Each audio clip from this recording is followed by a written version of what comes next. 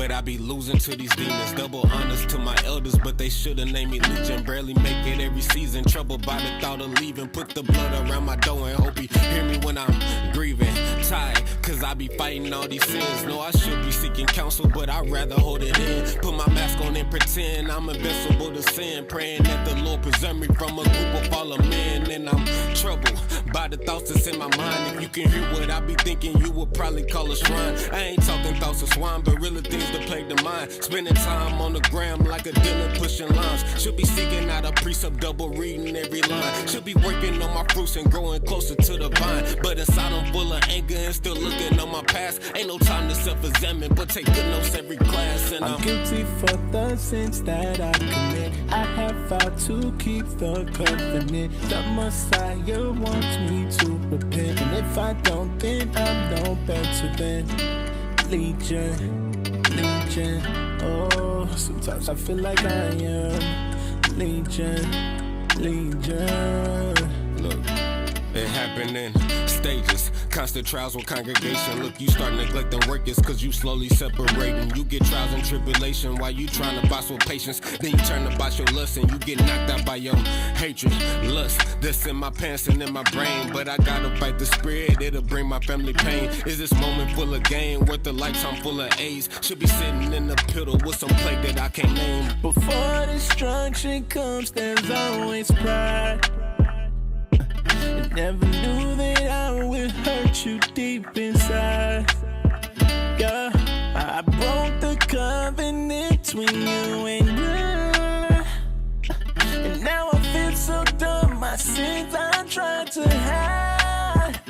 And I didn't know that I was losing myself. Never once did I extended my hand for help. Cut out from the body for the sins that I done. Now I'm aggregating spiritual help. Lord, please don't take your spirit from me, no. My storage empty, please come fill me up. I'm guilty for the sins that I commit. I have vowed to keep the covenant. The Messiah wants me to repent. If I don't, then I'm no better than Legion, Legion, Legion, Legion. Oh, sometimes I feel like I am Legion, Legion, Legion, Legion.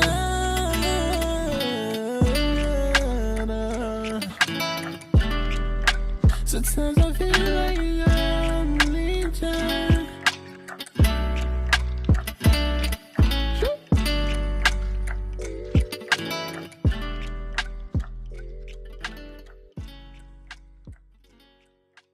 Yeah, bro. So I hope to answer your question, man.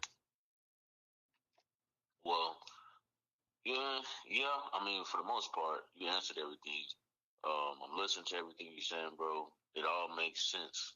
But every time I look up on the internet, I'm looking at, it says y'all a hate group. It says y'all hate people. I'm looking up all kind of stuff. Y'all a cult. Like, I mean, what's up with that, bro? Bro, look, check this, bro. What you got to understand is anytime somebody try to raise up for the black community, bro, the so-called white man always paint them in a negative light. They did the same thing to Malcolm X. You know what I'm saying? They did the same thing to the Black Panthers. And what you got to realize, bro, when you see all these dudes talking noise about the Israelites on YouTube and all these other platforms, bro, is we speak from the word of God. We don't use our own words. So when they talk down on us, they really asking for smoke with God. You know what I'm saying? So watch this. Hold on. Let me show you something. Hello? Hello. Hey, what's going on, bro?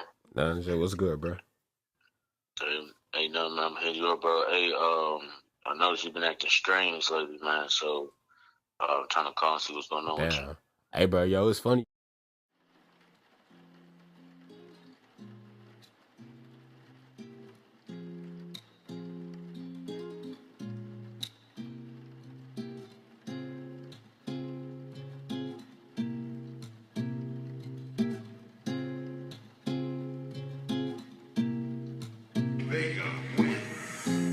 You know you ain't no good to me. You know you ain't no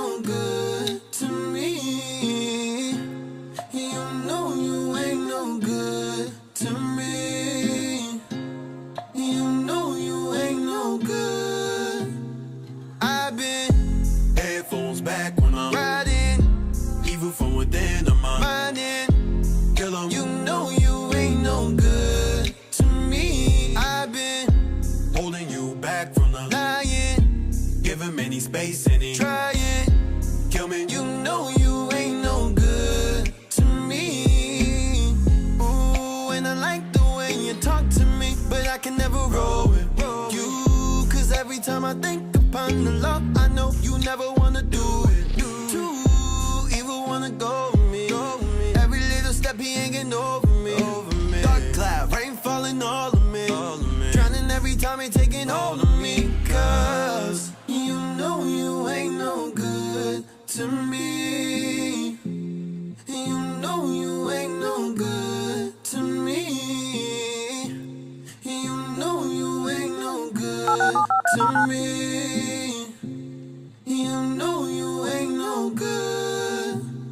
I've been headphones back when I'm riding, even from within I'm riding. Girl, you know you ain't no good. Your show is scheduled to start in 35 seconds.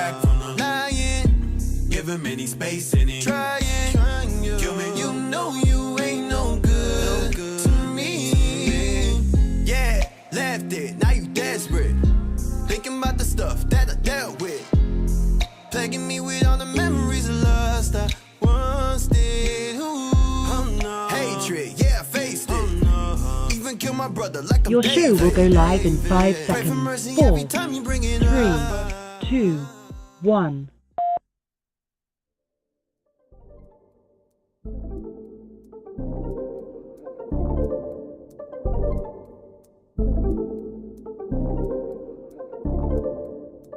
It's that time again. Yeah. Ya es la hora. You know, power hour. Ponle atención, class is in session. Tune in for an hour, maybe more, that's a blessing. Learn from the captains and the leadership. Flee from religion, cause them churches never teaching shit. Everything you learn for your benefit. Line upon line is a requisite. Never take a deficit, yeah. That mean you take a loss if you stray from the way. You get the understanding if you study every day. Apply what you learn and bless when you pray. There's one interpretation, man, it's say what it say.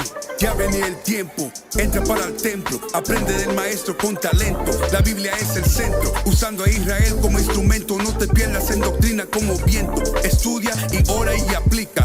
Tiempo para Dios, ven, hace una cita. Escritura dinamita, morenos y hispanos israelitas. Oye cómo explica Israel unido en Cristo para la vida, nunca se divida. Tune in, it's the power hour. Learn your family history, don't be a coward. Yeah. Tune in, it's the power hour. I said learn your family history, don't be a coward. Yeah, history to learn. It's the power hour. The 11th hour. Tune in to your history. You know it ain't no mystery. Power hour. The 11th hour. You gonna get your history. 11th hour. Power hour.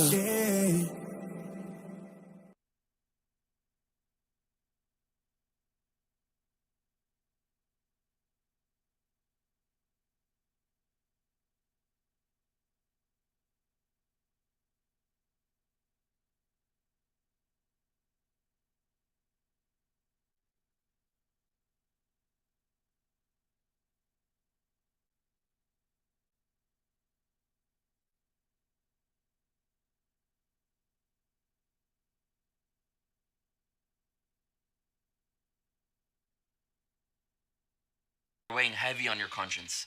While attempting to empower the black community, revealing the truth that many black people are descendants of the tribes of Israel who were in Africa and later taken as slaves to the Americas, and seeking to call out individual Jews for bad practices, you felt... Stop. Shalom, shalom. Welcome to the Power Hour Plus edition. All right. I'm Deacon Yashua. Officer Shia.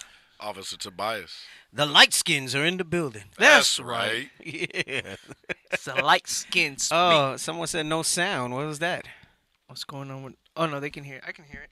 Oh, someone said no sound. Nope. See it, can't hear it. Oh, now they hear it. Did they miss the beginning? Golly. I try to do things so we can have dramatic effect and stuff like that. The build up from the beginning.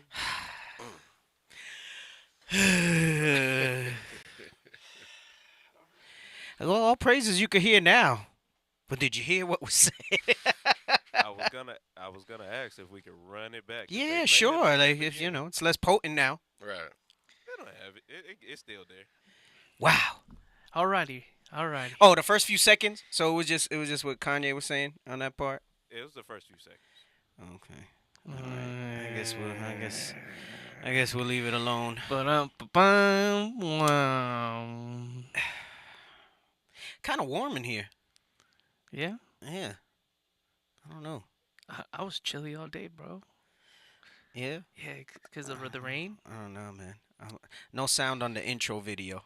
The whole video? How about we just play it back because it's like Sure. How about we just play it back because Might as well. you know if you can't do it right the first time, try again. This is a just man falls sometimes. Oh my goodness. Go ahead and run it back.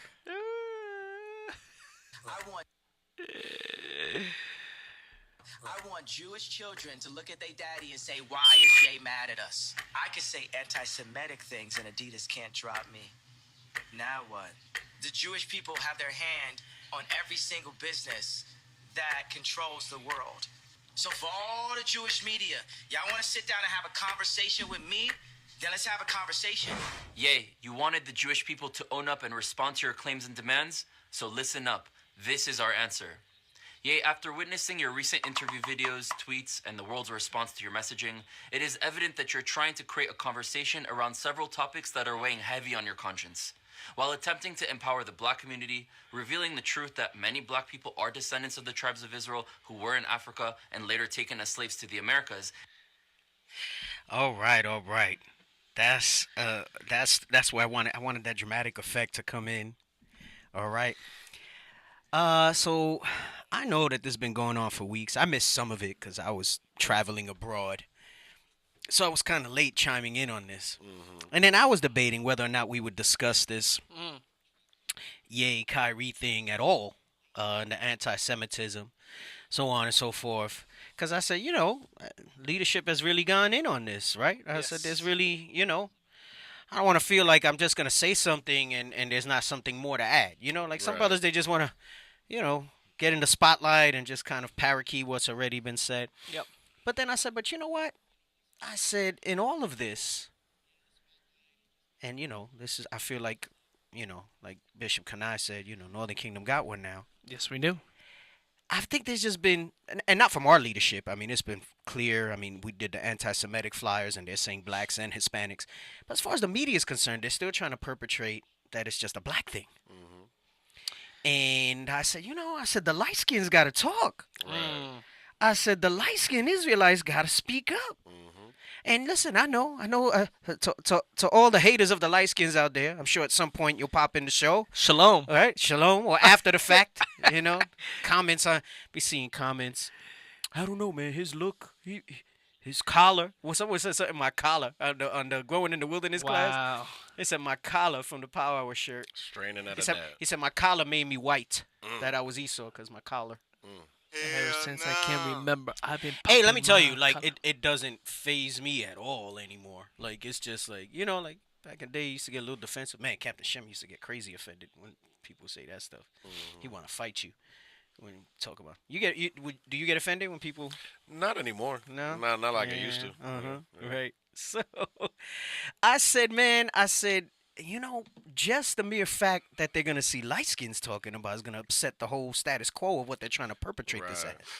I said, so we got to talk about this a little bit, right? Mm-hmm. And then in that, as I sat here, my mind has been all over the place. I've had a lot of thoughts. Like I was just telling you, we were talking about a lot going on, right? Mm-hmm. And I was saying, man, I've had so many topic ideas come into my head, stuff around this, things that I picked up when we were on the trip. Things that I want to do in Spanish and English. So and I don't know, like past couple of days I've just been feeling frustrated because I'm like, this is not enough time. Right. Like if I could just sit down and like everything else could kind of get taken care of, like I don't gotta freaking, do my responsibilities in the house and everything else, and I can just kind of sit down and get all my thoughts out. Mm-hmm. I could put together probably maybe half a notebook of notes and thoughts and stuff for like topics and classes and things like that. And I get a little frustrated when it's like that. You know, and I imagine anybody who that goes into, like, you know, when you have this level of understanding and you see something happening, you kind of want to speak out against it. And it's not just this with the anti-Semitic BS, because that's what it is. But even, like, you know, the issues amongst Israel are still there, and I see things there, you know, and like I did the class yesterday, kind of touching on something that's been in my spirit for a while and stuff like that. So I feel like there's just so much that needs to be addressed and want to be addressed, and then it just gets a little overwhelming sometimes trying to process all those thoughts and put that stuff out. Right. So as I started sitting down to put this together, as is the case a lot of times, I just kept writing and writing and writing. I said, oh goodness. Bro. I said this is gonna have to be more than one part. And then I said, but I never finished the second part. Right. You don't. That's why you put up the message. If y'all should see all the stuff that he put on the Power Hour Telegram we have, right? Link after link, screenshot after screenshot, video after video, and I'm like, yeah, we're not gonna finish. And you're like, I don't think we're gonna finish. I'm like, no, we're not.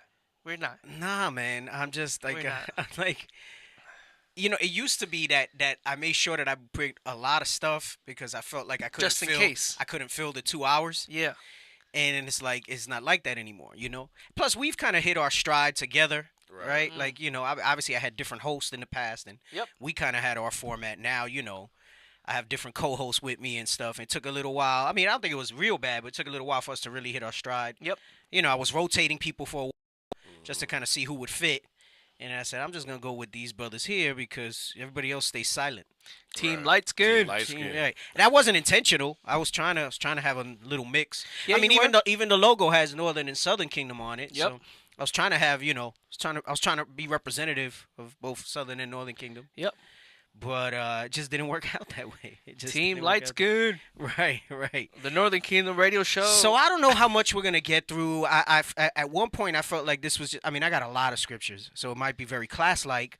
But then I also have all this different stuff. So I don't know. I don't know how much I'm gonna get to today. I hate cutting it because I feel like it loses something. Our power. Like, you know, we lose the point. We lose where I'm gonna pick up from. The spirit changes from. Yeah. So I'm just like, eesh. Hey, it's okay. We can do the Power Hour plus and a half again. Yeah, we could. Well, maybe I don't know. You had technical difficulties, so you messed up my half that I want to go in. No. What time we started? 7:10. No.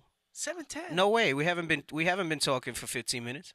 Well, it's 'cause of it the- was more around like 7:15, 7:20. Right, 7:15, 7:20. I'll say 7:15. I'll give you 7:15. Okay. Goodness. So you already cut into my plus time. Someone said, just come back tomorrow. No, well, we have a schedule, you know. We're trying not to bump up against each other in how we do this, you know.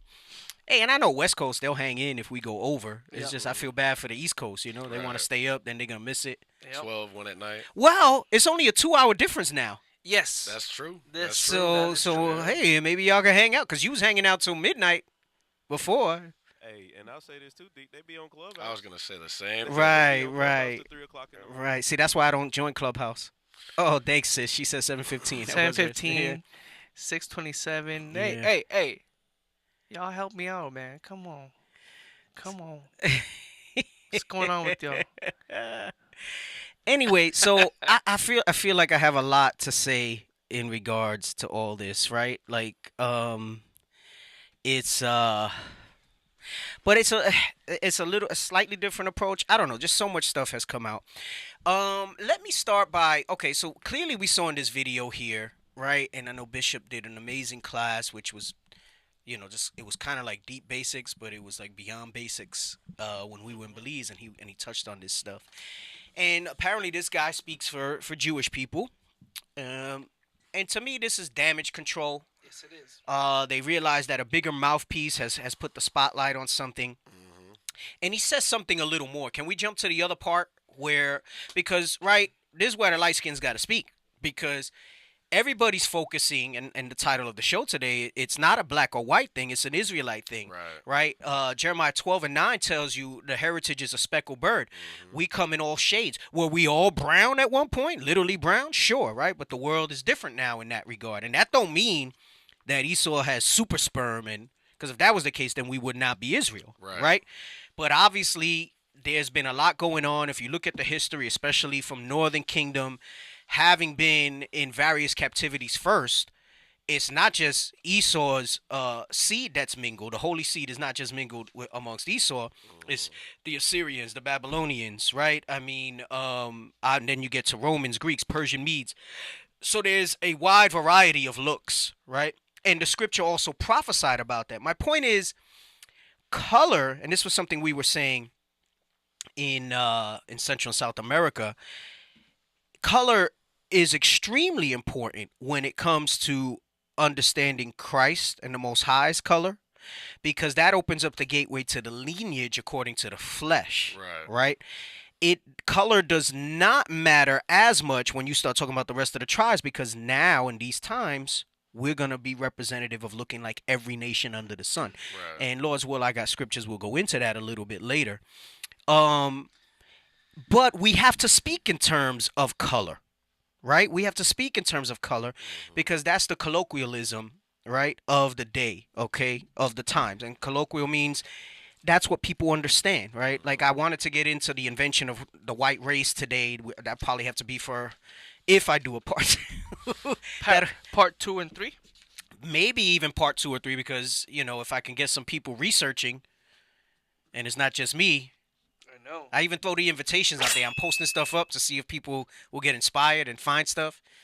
And I get a whole bunch of fires on what I'm posting, but nobody's posting their own stuff. Shout out IUIC Phoenix Brothers. Guilty. Right. So, shout out IUIC Phoenix Brothers. Hey, so question before we get going. Do you want the context or do you want to get straight to the point with this video? Because I got 2 timestamps for both of these. You can give the context before we show it. You can give the context before we show it. Yes, because I started at a specific point to know what he's talking about. So I'm going to see if maybe that hair's not on, because I am burning up in here. And I know it's been cool outside. That has to be the one in the back. No, the one in here is the Rhino one, no? Yes, it's the fan's not on. The one in the back is for this room. It never was. It is now? I believe so. Okay. Anyway, today's show is brought to you by IUIC TV. All praise to the Most High, brothers and sisters. Follow us on IUIC TV, the Power Hour Plus on YouTube, The Lost 144K on Facebook, Spotify, Instagram, IUICAZ, IUIC Phoenix on YouTube, like I said. Also, don't forget the Booster Club, very important. When you give, you help us out with your funds. You help us out travel to different countries. You help establish schools as well. So the fundraising. That reminds me. Speaking of the brothers, I got to look at it. I didn't get to watch it today. They sent video of the spots they're scouting out in Ecuador. We got a potential lead for a school.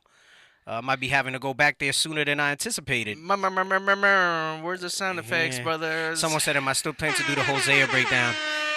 Lord's will, life lasts. You know, it's funny. I was talking with Officer Yakin. I won't digress too far because he came with us on the trip. And he's in the Philly camp with Deacon Ithon and Captain Joel.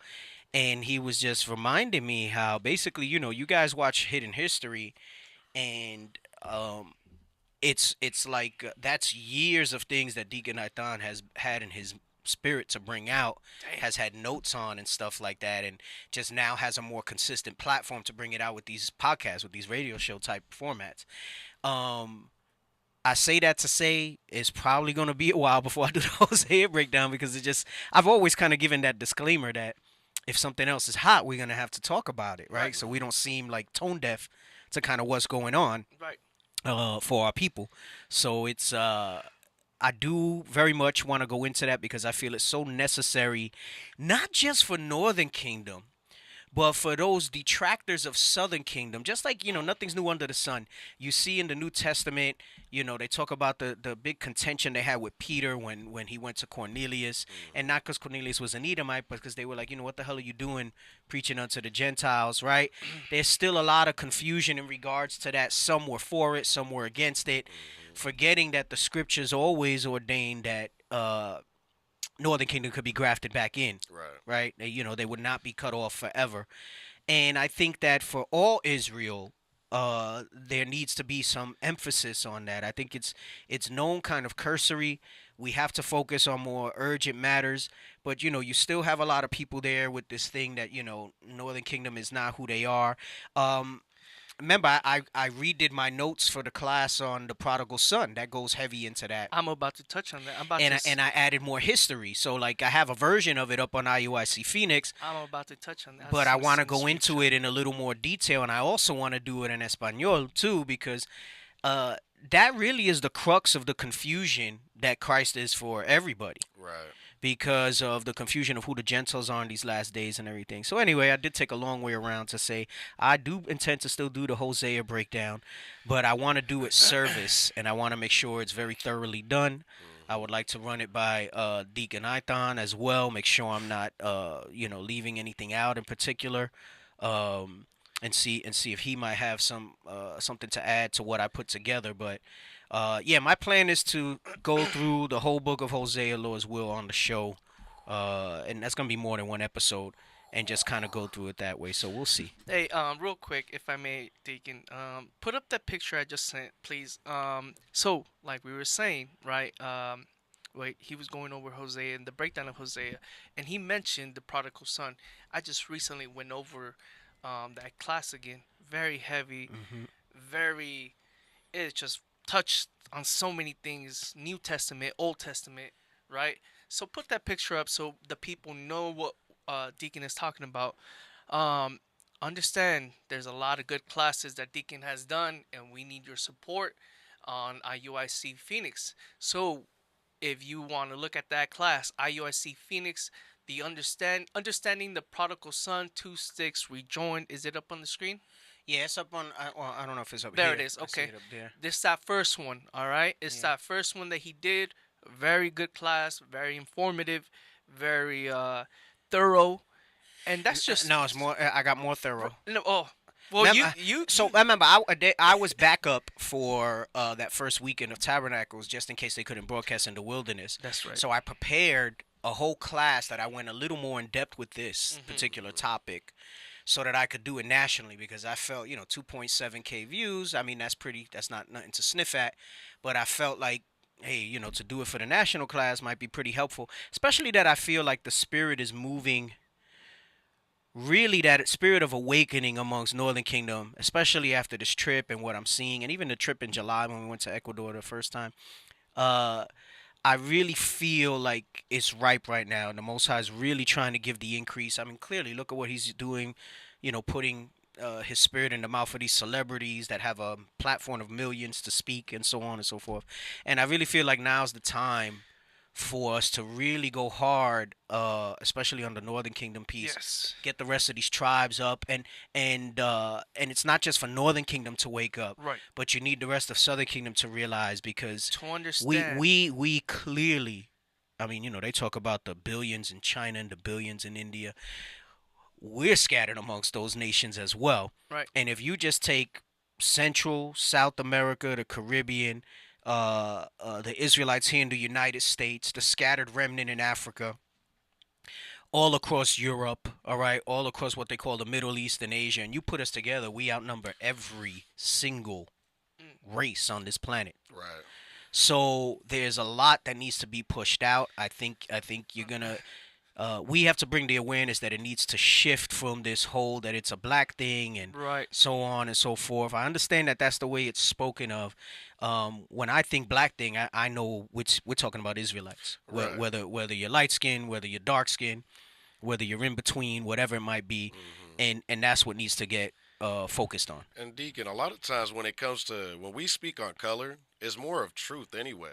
Right. Because if they didn't lie about the color of what Christ looked like, we wouldn't have to emphasize that color so much. Right. They didn't lie about what Solomon looked like. They didn't lie about what the prophets looked like. Why would we have to go back and try to shed light and truth where they spoke lies? Right. And like, I got a bunch of little notes here. I just don't know if I'm going to get to all of them. Right. Hey. So we're going to see. All right, so go ahead. Jump to the video. Let me stop talking. Oh, goodness. We're going to make it. We're going to make it. It's all right. You said you got your context? Did you give it? Yeah, it's right there. Go ahead. First of all, we are Semite. We Jew, so I can't be anti-Semite. Say blacks is Jews. Blacks are Jews also. We gotta say we love Jewish people then. We love Jewish people. We got great. Stop. Look, he making the face like, no, that's you missed the whole point. You missed the whole point. Right over his head, man. He said, hey, bro, we gotta love him. Bro, you see how his voice went up a whole nother octave? Right, like, right. Bro, Kanye's even like, bro, you cooning. Right. Hey, someone said, come on, Nolan, can y'all start speaking? They're going to be saying, we have to. That's why I'm saying I wasn't going to comment on any of this stuff, but I think I'm going to have to go into it. Because they're going to be confused now. Because they're going to look at the light skins talking, wait, what the hell they talking about? Right. You know what I'm saying? They're gonna be confused about that thing, so we got to bring it out. Anyway, go ahead. Come on. We are Semite. We Jew, so I can't be anti-Semite. Say blacks is Jews. Blacks are Jews also. We gotta say we love Jewish people then. We love Jewish people. We got great. If you are Jew, hell no. Why do you hate the extension of your own people? There's a growing consciousness. Stop, because it's not the extension of our own people. It's an extension of the Herodians, all right, which is Idumea. We're going to talk about that. And the Bible scholars know this. Right. The Bible scholars know this. Come on. Come on. People of color in the Americas who likely descend from Israelite origins brought as slaves from Africa. Unfortunately, due to generations of trauma, loss of identity, along with the almost total rejection of this conversation amongst mainstream Jewish spaces. Stop, which was by design. You see what he's saying? He says, due to the trauma, he's talking about slavery. He's talking about all the disenfranchisement, the dehumanizing of us, right? You read that in Deuteronomy 28:37. Due to them having us as a proverb and a byword and in derision, okay? He's talking about all those things that happen to both Southern and Northern Kingdom, right? Not just blacks, but to so-called Hispanics as well. And he's saying the mainstream Jewish people don't speak about this because they understand that they are not the Israelites that the Bible speaks of, all right? They know this fact. They are descendants of the Khazars. They are descendants of an Edomite race, okay? They are descendants from the Herodians, which we'll show you. And listen, if that's well, we'll talk about the anti-Semitic piece. I'm gonna before we even jump into some more of the scriptures. I gotta go through just briefly on the Wikipedia links, but let's get through this. Go ahead, come on. Get to the wrong conclusions and lash out at the Jewish people. Many people around the world are on a journey to decolonize their identity, but too many are coming from a very colonized Christian framework, using mistranslations of mistranslated texts from the King James Bible and arriving to false conclusions that mainstream Jews stole their identity. Stop. And that's not, I'm going to show you how. So in one respect, he's saying that it's true that we're the Israelites. And he's going to get to the point where he says Northern Kingdom as well, because up until now, he hasn't mentioned it. All right? I think a little earlier, he mentions it in the video too. But I think it's upcoming where he talks about the Caribbean and South and Central America as well. But it's the double talk because this is why I say this is like damage control. Right. Because they're like, okay, we'll acknowledge that, y'all are Israel, but we're Israel too still. Right.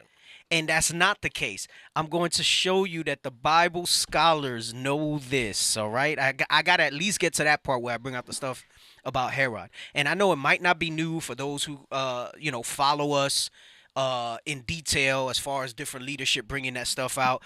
But multiple exposures need to be out there, right? I know that not everybody watches every show and things like that. And you might have people that drop in and see something that they might not have seen before, okay? But go ahead. You notice how he mixed in the King James versions? Like yes. He mixes truths with a little bit of... Yes, so that what he's done there is he's basically trying to obliterate objections before they arise. Right. So he figured, so they know, what that's telling you is that they know and have always known and have watched us for years. The Israelites I'm speaking about. They know. So why now are they trying to say something? Right? Why now? And then they're not coming at us from the perspective of, okay, you guys are right and we're wrong. It's you guys are right and we've been kind of holding this back, but we're part of this too. Right. Right. And that's not the case. That's not the case. Come on. Watching this video that have never heard of this, it is a fact that a large percentage of the black slaves sold during the transatlantic slave trade were of Israelite tribes displaced in Africa. Over 20% of the slave trade consisted of Africans capturing ethnic Igbos, which have an ancient tradition that they descend from the tribe of God, in what is today called Nigeria, and selling them to Europeans. It is not white people that went inland to take black slaves. It was other black African leaders who took certain groups of people in Africa and sold them to the whites on the coast. Stop, which is what we've been saying. But notice how he said it wasn't white people that did it, but then he says they sold them to whites on the coast. So they was still, if nobody was buying, they wouldn't have done it. Right. How would they get sold? Right, exactly. Go ahead, come on. I mean, think about it. If there was one group to be chosen for enslavement, it fits the pattern that they were mainly from Israelite tribes in Africa, which historically and till this day are still being persecuted and killed. Our team is actively working on a documentary series. I thought you had the parts where he said, I don't want to watch more of this than we have to. No, that's it. No, there's a part where he says the Caribbean. He hasn't said it yet. It was 27:40. Oh, so we're almost there. Okay. Yeah. All right, go. It's go almost back. between. Go back. We're almost there. You're at 27:37. Yeah, go ahead. Right there. Actively working on a documentary series called We Were Never Lost, where we are uncovering and documenting these stories to make us living today the last generation not to know who the lost tribes really were all along. Sometimes, even the most destructive rhetoric always contains a grain of truth.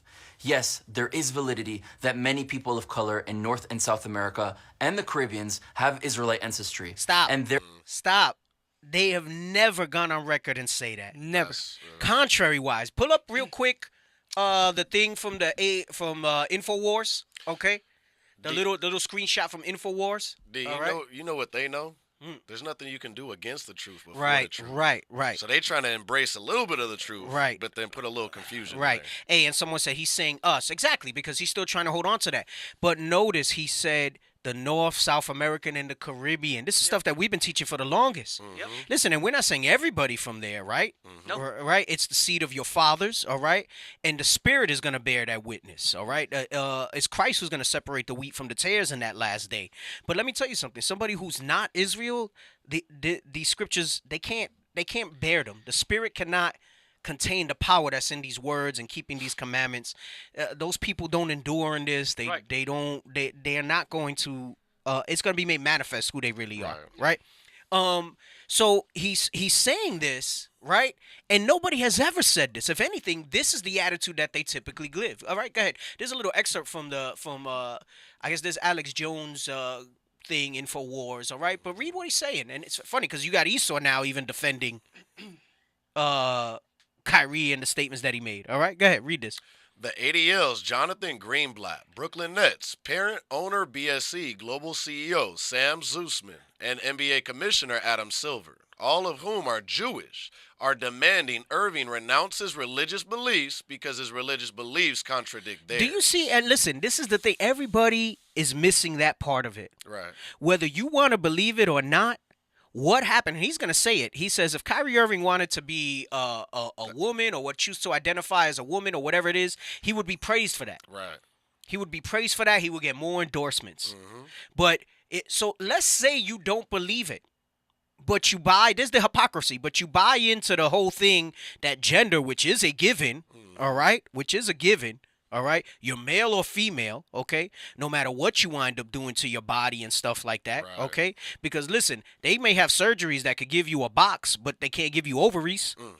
They can't give you a reproductive system. The hormones that go with it. Right. Well, exogenously, but not naturally. Right. They can't do those type of things. They can basically dress up a pig, but it's not gonna be the real thing. Right. You know what I'm saying? Right. So go ahead, continue reading on. Imagine if Christian NBA franchise owners suspended a Jewish player for not believing in the divinity of Christ. You see the double standard that he's pointing out here? Come on. And told him he couldn't play again unless he denounced the anti-Jesus portions of the Talmud and agreed to go to Sunday school and meet the Pope. Right, so he's telling you, see the irony in this? Right. And then yet now you have a person who represents, he's a Jewish activist who represents them. I checked out the guy's Facebook page. He's all over Israel and stuff like that. Yep. You know, they're going to say he doesn't speak for all of them, but he's talking like he speaks for all of them. Yep. And he's acknowledging who the Israelites are in these last days. Right. He's still trying to throw himself in there, but he's telling you who the Israelites are. Come on. Irving could choose to identify as a woman and get nothing but praise from these same people, but he's not allowed to identify as an Israelite? How does that make sense? And let me tell you, this is how you know it is so powerful for that understanding to come out. It is so powerful for us to reclaim our identity, because what comes behind the identity is the mass behavior change that repentance brings. Yes. Right. And when that is done, when that is fulfilled, everything that's turned upside down changes. And that's what Yi wants to do. Mm-hmm. Yi said, look, we talk about is kill each other, sleeping with each other's wives, things of that nature, right? And that's what he sees, and that's what his goals wants, because it's like, okay, he sees the destruction of our people, right? And a lot of other people that have said, Ice Cube also, when he was speaking the truth, and Nick Cannon, they're all talking about, hey, let's change the mindset of our people. We see the condition of our people. Let's change the mindset, and we got to go back to where we come from. Who are we? Okay, we're the Israelites. Okay, we're not just black anymore. Things of that nature, right? So it's also, identity also comes with our culture, our heritage, which is law, statutes, and commandments, how to live civilly with each other, things of that nature, morally with each other. Responsibilities. All that good stuff. Dwayne Wade too. Your mic is low. Yeah, your mic is low. I don't think anybody heard you. Turn up the gain. I said this is low key a shot at Dwayne Wade. Yes. Right. Yeah, what he's saying there. Right, well, he deserves those shots too, because and also there's I saw this this image in it, or another I think he was famous, and he was talking about, what about Brett Favre? yeah, and all the stuff that they. Well, listen, and the thing is, we know there's a double standard, and even that's a little bit of a distraction, because that takes the conversation away of the identity piece, right? And it goes back to I'm paraphrasing you, something you said earlier. It's just that this whole thing would not even be necessary if it had not been covered up to begin with, right? It would just be acceptable. So this goes a little bit into what I was speaking about social engineering. And do you see the effect of that social engineering? That people will so blindly accept that they are the Jews that the Bible speaks of, and that there's no possible way that there could be any other people that are indicative of those people. Listen, I'm going to continue to show you some hypocrisy before we continue to. Well, actually, let me stop. I'm going to read a couple verses in the scriptures, and then bring up the wiki pages. We'll start with Semitic. All right, but let me read. And this was something that we whenever we're in Northern Kingdom countries, we bring this out very heavily, all right? Before we even get into the image of Christ, we start with Matthew 24. And as we were out there, and I was reading Matthew 24 out there, it made me think, this is something a little bit, there's something significant that the disciples said. And as I see all the stuff that's going on with the anti-Semitism and stuff like that, and how it's such a tool that they use so that people don't inquire about who the real Israelites are, that people will not continue to make inroads into that, or people that matter as far as the world's concerned, all right? We know that the scripture says the foolishness of preaching is how this thing is going to be done. But the Most High is obviously bringing a spotlight to this understanding right now, and that's one of the signs of the end of the times, all right? And I'm going to show you that in the scriptures. So this whole anti-Semitic trope, all right, which really came about, I think they started using, we're going to read that Semitic came about in the 1700s, and an anti-Semitic came about, I think, in the early, middle 1900s, after during World War II and after is when they started to push that quite a bit, all right? Showing you that that's a newer thing, right? It wasn't like it was like that all the time. They didn't run around saying, oh, you're anti-Jew or whatever it is. It's a newer term that they've gone on. That's why I say it's a tool, it's a mechanism for them to shut down any dialogue that comes up against their crafty counsel. So let's get Matthew 24, start at 3. The book of St. Matthew, chapter 24 and verse 3. And as he sat upon the Mount of Olives, the disciples came unto him privately, saying, Tell us, when shall these things be? So he had just told them that the temple's going to be rent and all this stuff is going to be destroyed, right? So he's talking about, when will those things be? Come on. And what shall be the sign of thy coming? Because, listen, they know that he was there. So when they say the sign of their coming, they're talking about his second return when he comes to redeem us, as the scripture has prophesied. Come on. And of the end of the world.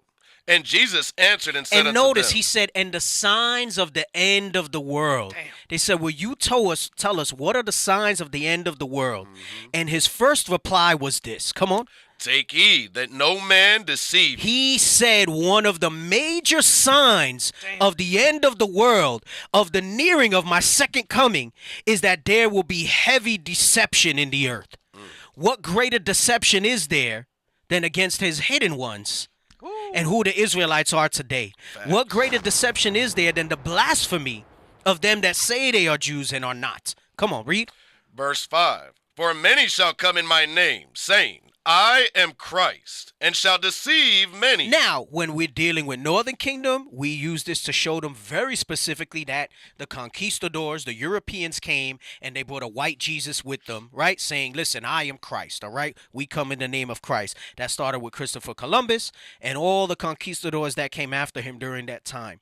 But the emphasis that I want from this is that anti-Semitism, as a newer term, and we'll stop for a moment and show you this here, this is what you're seeing today is a sign of the end times. Right. Now, it could be another 100 years. Again, who knows what it is, but it is a sign.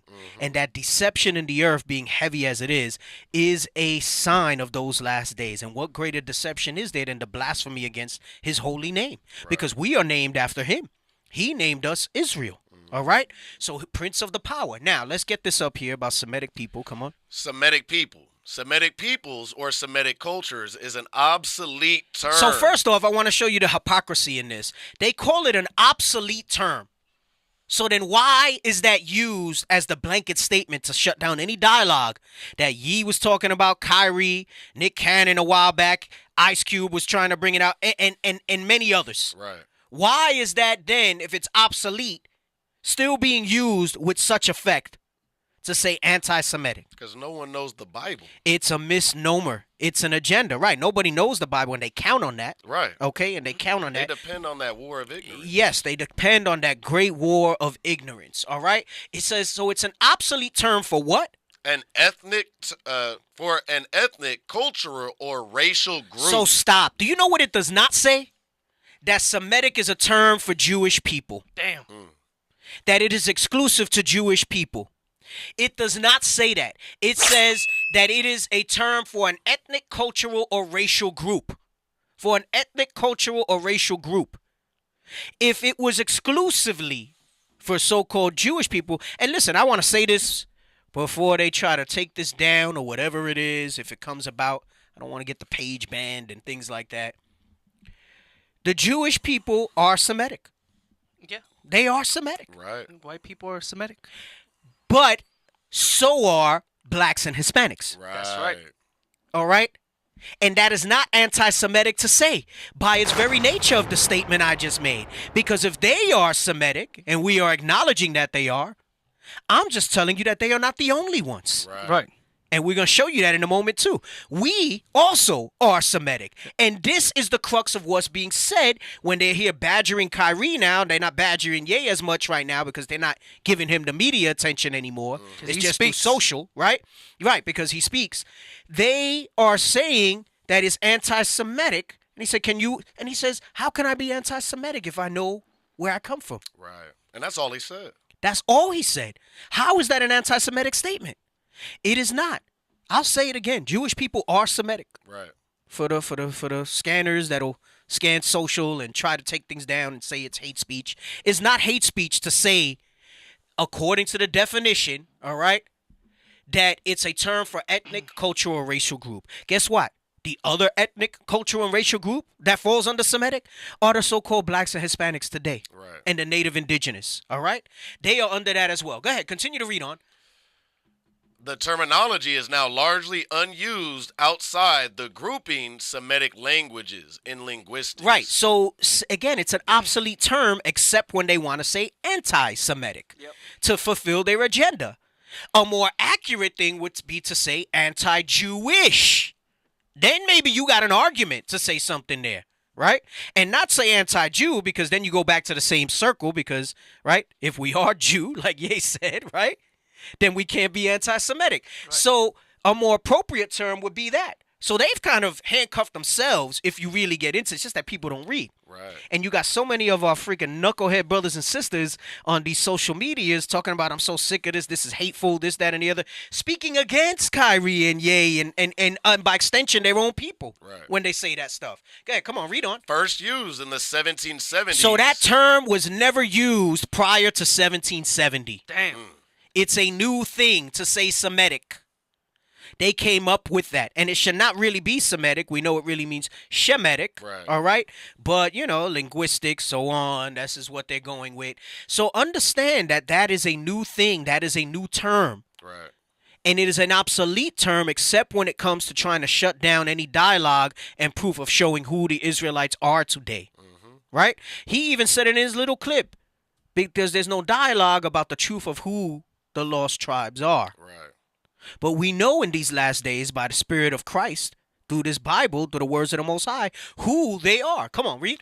This biblical terminology for race was derived from Shem. So it's not hateful to say what we're saying. It is biblical terminology. It was derived from Shem. Come on. Hebrew, one of these three sons of Noah in the book of Genesis, together with the parallel terms Hamites and Japhetites. Good, read on.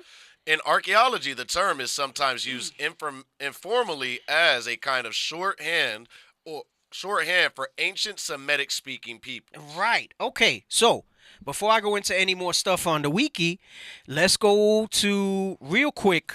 I think I'm gonna skip that part for the sake of time. Maybe. Well, no. Let me not. Let me not. Let's go. Bring it out. They need the smoke. Come on.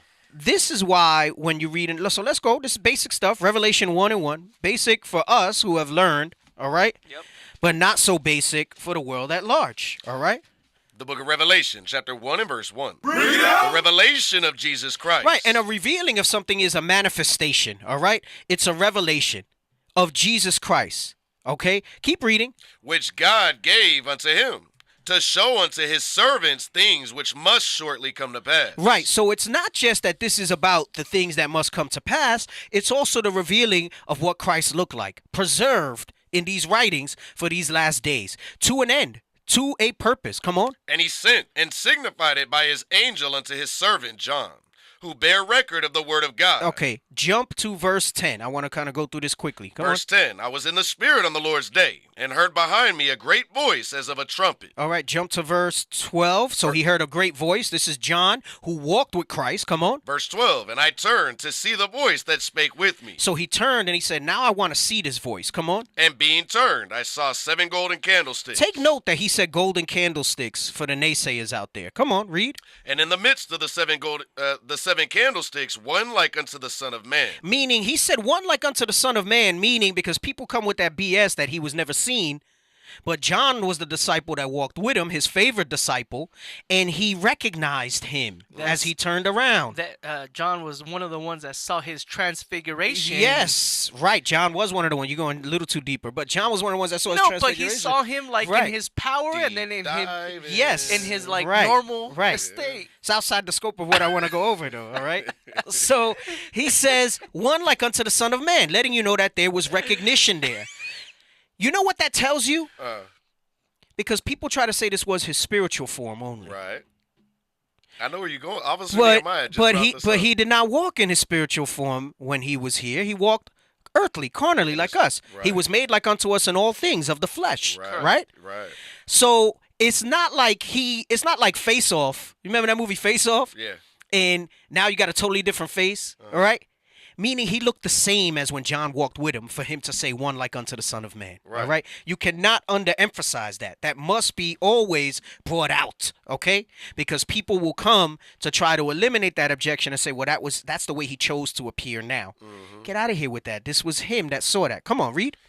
Clothed with a garment down to the foot, and girt about the paps with a golden girdle. Notice it also said golden candlesticks and golden girdle. I'm leading to this point. This was something else that I would bring out heavily when we were traveling in Spanish, right? Come on, read. His head and his hairs were white like wool. He's talking about the head on his hair, and the head on his beard was white like wool. The texture of wool, what is that? They call it nappy hair, right? Not dead hair, okay? They call it woolly hair. All right, come on.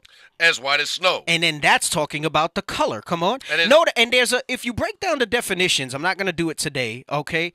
When it says his head and his hairs were white like wool, if you look up the definition of like, the definition in of itself will basically describe to you that it's going into texture. Mm-hmm. And when it says as, it's a comparison to compare to color. Right. This is grammar. This is going into basic grammar, all right, which I know a lot of us weren't too keen on when we were in school because it was kind of dry, all right?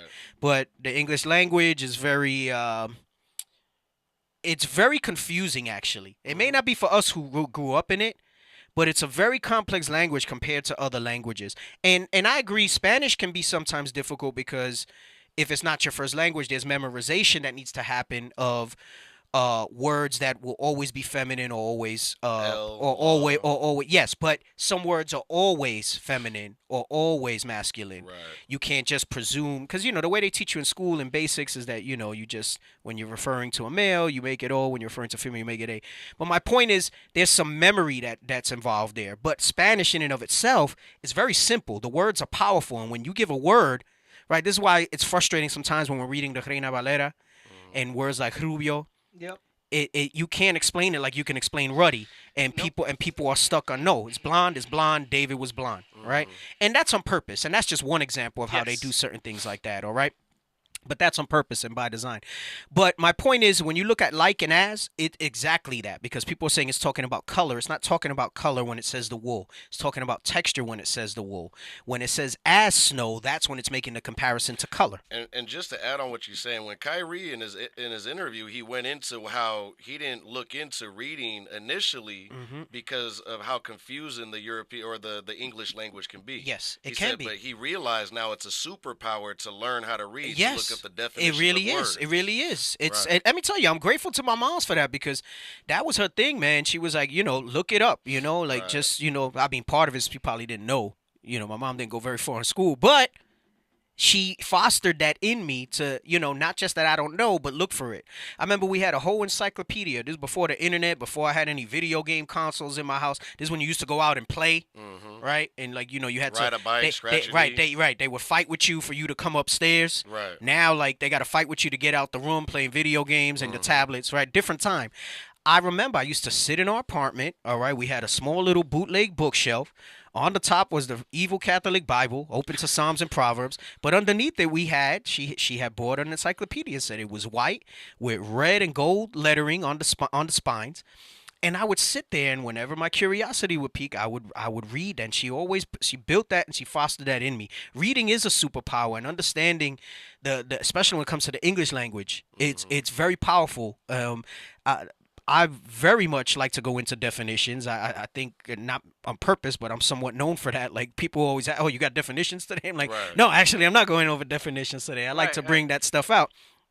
But little things like that, you have to understand in that context. It connects the dots for everything. Yes. It makes it clearer and more plain for you. All right, come on. And his eyes were as a flame of fire. Right, so, and that goes into the prophecy. So the point that I want to bring here, keep reading. We're going to get to 15. We're going to talk about his skin. Now watch. And his feet like unto fine brass. Here's why I said pay special emphasis to verse 12 when it says golden candlesticks, all right?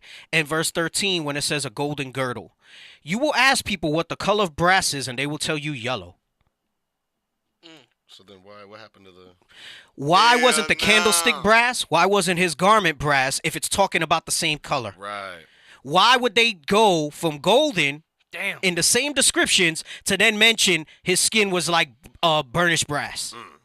Read that part again. And his feet like unto fine brass. They're not the same color. Ignorant, non-understanding people. If they were, why would they not say they were like as unto fine gold?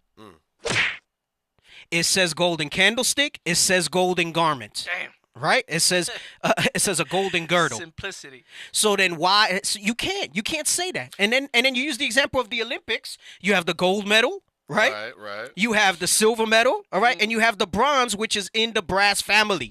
Right. Which is a brownish color. Oh, wow. But without even having to go through all that, when people come and they tell you yellow or it's golden, no, it's not, because if it was, why would 2 times before they lead up to his skin complexion say gold? Right. And then all of a sudden change it to something else that might look like gold. It's been in front of us all along. And I say this to say, why is this important? The color piece is important because we speak in terms of color. This will go into Lord's will, maybe in part 2. Lord's will, I do part 2. I don't leave the thread out there. Encourage me to do part 2, okay? Let's go. All right, next week, because we're not going to get to it today. Where I will go into the invention of the white race. And by extension, the invention of the white race, you have an invention of a black race.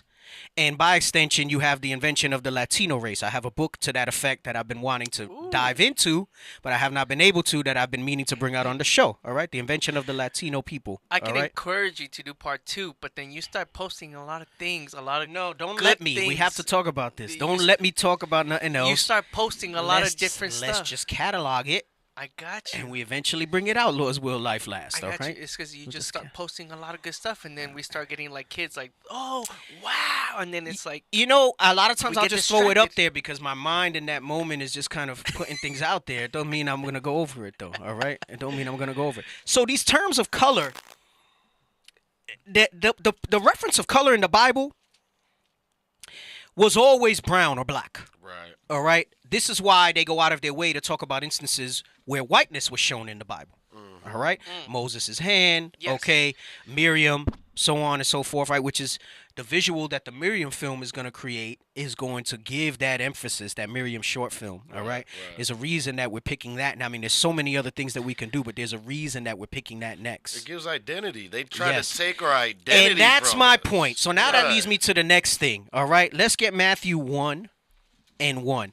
And I'm going to show you something because they'll tell you it doesn't matter. Well, first of all, why was it written if not to be shown? You write something to record, right? So that it can be shown. In Spanish, it's much stronger when you read this because it says it plainly. But let's get Matthew 1. Come on. The book of St. Matthew, chapter 1 and verse 1. The book of the generations of Jesus Christ. The book of the generations of Jesus. Some Bibles will tell you, in Spanish, it says the genealogy of Jesus Christ. Right? It says the genealogy of Jesus Christ. For people who say it doesn't matter. No, you're right. Color doesn't matter, but the genealogy does. Right. And within that genealogy, speaking colloquially in today's terms, because of the deception that they've pulled, I can't tell you that Christ was a Hebrew because I say Hebrew and you think of the white man. I can't tell you that Christ was a Jew from the tribe of Judah because I say that and you think of the white man. So we have to emphasize his color. Right? You read that in the Bible dictionary where it says about the dark skin color of the Hebrews, right? As opposed to letting you know that the dark skins, the dark skin was the Hebrews. It says the book of the generation. If you look up generation, it means the same thing as genealogy. Yes. The first book in the New Testament begins with genealogy. Right. It begins with color, so to speak, if you want to go to that route. Right? It begins with identity. It begins with identity for those that talk about, oh, yeah, that was the Old Testament. The new is that he's for all people. No, it started with identity because behind identity comes specificity. Right. Specificity meaning who is it addressed to? Yes. And it tells you in the same chapter, verses down. So, Well, we're gonna read some of it. I know all you're right? gonna go into it, but I'm just saying it starts with genealogy. And then it goes into, okay, this is his purpose. For whom his purpose is to. Right. What were you going to say? That who it's addressed to is heavy because, like we brought out in times past, you go into Galatians, you go into all these other, they were always talking about the 12 tribes. Scattered. James. Wait, I'm not done. Okay, let me. You're right. I was thinking about that. But I'm telling you, as because these, listen, I'm bringing these out because these were hammers to the dome of our people in Central and South America. Right. It shut down resistance before we could even get resistance as these things came out there. That's it. All right. So I like to break it down this way. All right. So read that again, Matthew 1:1. The book of the generation of Jesus Christ, the son of David, the son of Abraham. So he's letting you know now the specificity. All right. And he's going and he says the son of David and the son of Abraham. Come on. Abraham begat Isaac. So now he's telling you that special lineage, right? Through Abraham, Isaac, and Jacob. He's giving you that, right? Why are they starting with this? Because this is what the Old Testament always promised throughout, all right? Because Abraham was a father of many nations. He was a father of the Arab nations as well. But he's not saying through Ishmael. You will not read that anywhere in here. Right. He's telling you where the blessing flows through, right? You read that in Romans 9. Yes. In Isaac shall thy seed be called. Come on. Abraham begat Isaac, and Isaac begat Jacob. Come on. And Jacob begat Judas. Judas, right, which is Judah, all right, come on. And his brethren. And his brethren, the 12 tribes. He's saying brethren, by line, by blood, by flesh, all right? This is why those things are important. Jump to verse 21. Verse 21. I know this may seem like basics to some people, all right? But I'm trying to make an emphasis. Do not forget the Semitic and the anti-Semitic and everything else that they're saying. Come on. And she shall bring forth a son, and thou shalt call his name Jesus. Come on. For he shall save his people. He shall save his people. Who are his people? Go back to verse 2. Verse 2. Abraham begat Isaac. Come on. And Isaac begat Jacob. Come on. And Jacob begat Judas and his brethren. And as you read all the way down to 17, you will not see any other nations or any other line of generation or genealogy brought out there. Read verse 2 again. Verse 2. Abraham begat Isaac. Come on. And Isaac begat Jacob. Uh-huh. And Jacob begat Judas and his brethren. And Judah and his brethren. Now verse 21. Verse 21. And she shall bring forth a son, and thou shalt call his name Jesus. Because it means God saves. And if you want to add an extension that, it's basically saying God saves Judas and his brethren. Come on, read. For he shall save his people. Judas and his brethren, come on. From their sins. Judas and his brethren from their sins. Those are his people. Judah and his brethren. All right? Hey, and in Spanish it says his brothers. Which, that's why I was like, damn. And that's why I say Spanish is a little simpler in some respects, because one of the reasons that many of them received the word so boldly over there was because the emphasis on the words. Right. And when they take it, they just take it. But that same thing can also be a hindrance when you come across certain scriptures that don't have the proper word for what it was in English. And it makes it difficult when you bring that out. So now, let me get Mark 4 and 21. I'm going to go through a few more scriptures, and then we're going to get the Semitic poster. The book of St. Mark, chapter 4 and verse 21. Uh-huh. And he said unto them, Is a candle brought to be put under a bushel or under a bed? And listen, so what he's saying is that something that's to be illuminated should not be hid. You don't bring it out so that it's hid. It's not done in secret. Come on. And not to be set on a candlestick.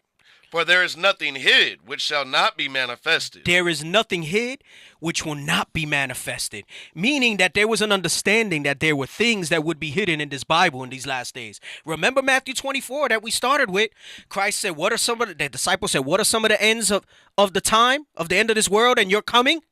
He said, beware that no man deceive you, because many are going to come in my name. So he says, for there is nothing hid which shall not be manifested. Remember hid. All right, come on. Neither was anything kept secret, but that it should come abroad. Right, that is going into the hidden ones. All right, we're going to read that in a moment in Psalms 83. Let me get Luke 8 and 17 first. Actually, no, verse 23. Verse 23. Uh-huh. If any man have ears to hear, let him hear. If any man have ears to hear, let him hear. Let me get Luke 8, 17 and then Psalms 83. The book of Luke, chapter 8 and verse 17. For nothing is secret that shall not be made manifest. Meaning there will be secret things. There will be hidden things. But now it's being made manifest. Yes. Where were these so-called Jewish people acknowledging now that we're the diaspora? Right. All these years that they came up with these anti-Semitic tropes. Yes. All right? Where were they all these years? And now light is being shined to it. And listen, respect, like Deacon Nathan was saying earlier, they were interviewing him over there by the Brooklyn Nets stadium over there, okay? He said, listen, if you're for the Bible, we're going to stand with you. And if you're not, we're not going to stand with you. And it's as simple as that. So it's the spirit of the Most High that's put it on the mouth of people like Ye and Kyrie to bring this out and say those things, all right? It's him that do it. Same way he put it in Pharaoh's mouth after witnessing and getting jacked up all those plagues to say, nah, I'm still ain't going to let you go. Because he would say, okay, I'm going to let you go. And then Most High would harden his heart and, nah, I ain't going to let you go. Right. Same thing. That's the Most High that's making this word come out, right? Okay, read this, Luke 8:17. The book of St. Luke, chapter 8, verse 17. For nothing is secret that shall not be made manifest. Nothing is secret that shall not be made manifest. And you're seeing that now in these last days. This thing's not going to neatly, tidily go back under the rug like they wanted it. Right. This is why they're doing this damage control, all right? They're doing different tactics of saying, yes, we are. And at the same time, they're trying to show us by buck breaking that you cannot do those things and make those bold statements without talking to us first. Come on. Neither anything hid that shall not be known and come abroad. And neither anything hid that shall not be known and come abroad. So what is he speaking about? Well, one of them is the identity of Christ, like we just read with his color. All right, and his genealogy, his generations. Here's another one, Psalms 83. Start at 1. The book of Psalms, chapter 83 and verse 1. Keep not thou silence, O God. Hold not thy peace, and be not still, O God. For, lo, thine enemies make a tumult, and they that hate thee have lifted up the head. They that hate thee have lifted up the head. Hold that. Let's get 2 Thessalonians 2 and 4. They that hate thee have lifted up the head. The book of 2 Thessalonians, chapter 2 and verse 4. Who opposeth and exalteth himself above all that is called God. And I'm going to show you how they do that. They do that by taking our identity wrongly. Yes, we are all Semitic, but they are not Israelites. They are not of the seed of Jacob, all right? They are of the seed of Esau, Jacob's brother. That is not racist. That is not rhetoric. That is plain based on scholarly accounts and biblical scholars. What were you going to say? I was going to say, is it black and white? It's written here for it to be black and white. It says Right. God is not the author of confusion. No, he is not. It's men that create that confusion. Right. Right. Go ahead. Come on, read. Who opposeth and exalteth himself above all that is called God. Come on. Or that is worshipped, so that he as God sitteth in the temple of Saying God. we are the children of God. We are the seed of Jacob. Come on. Showing himself that he is God. Yes, and that starts with an image of a white Christ. Yes. And that's how they did that. But that also extends because when you say there's a white Christ, what you're saying is that you are that chosen seed. Right. You're saying that you are that temple of God. Because where does God reside? In Israel. We are his habitat. We are the ones that he says, I am known in Israel. That's where he resides. So they sit there. Let's go back to Psalms. Actually, no. So how did they start to do that? First Maccabee 3:48, and then we're going to go back to Psalms. All right? First Maccabee 3:48. The book of First Maccabees, chapter 3 and verse 48. And laid open the book of the law. Come on. Wherein the heathen. That's the Bible. Come on. Wherein the heathen had sought to paint the likeness of their images. For dum-dums who say we shouldn't have images, the Bible, the book of the law, had images once upon a time. And then what they did was they said, you know what? Through iconoclasm, let's just get rid of the images because it's hard to keep up with this thing. And let's just change the understanding. Let's conquer them and change the languages and not allow them to read. That's why reading is a superpower, right? Like Kyrie said. He said, let them not be able to read. And during that time period where we could not, they fed this to us. Right. This is why many of our people have an aversion to this Bible, all right? These are some of the hidden things that are coming to light now. This is some of the deception that he said, beware, lest any man deceive you, all right? And one of the biggest deceptions is them putting themselves as the face of our people, all right? They exalt themselves as God. They sitteth in the temple of God as if they are God. And it starts with changing that image because by extension, what comes from that is saying that, listen, we are those people and they are not. Yes. Right. You were going to say something? What you said is heavy as far as with the imagery because when they fed us that imagery, it says, blessed is he that readeth. Because when they told us we couldn't read, they took away the ability to read and fed us images, which now we have our foundation of God based on imagery they fed us. Right. Exactly. Now, back to Psalms. Read verse 2 again, 83 and 2. The book of Psalms, chapter 83 and verse 2. For lo, thine enemies make a tumult, and they that hate thee have lifted up the head.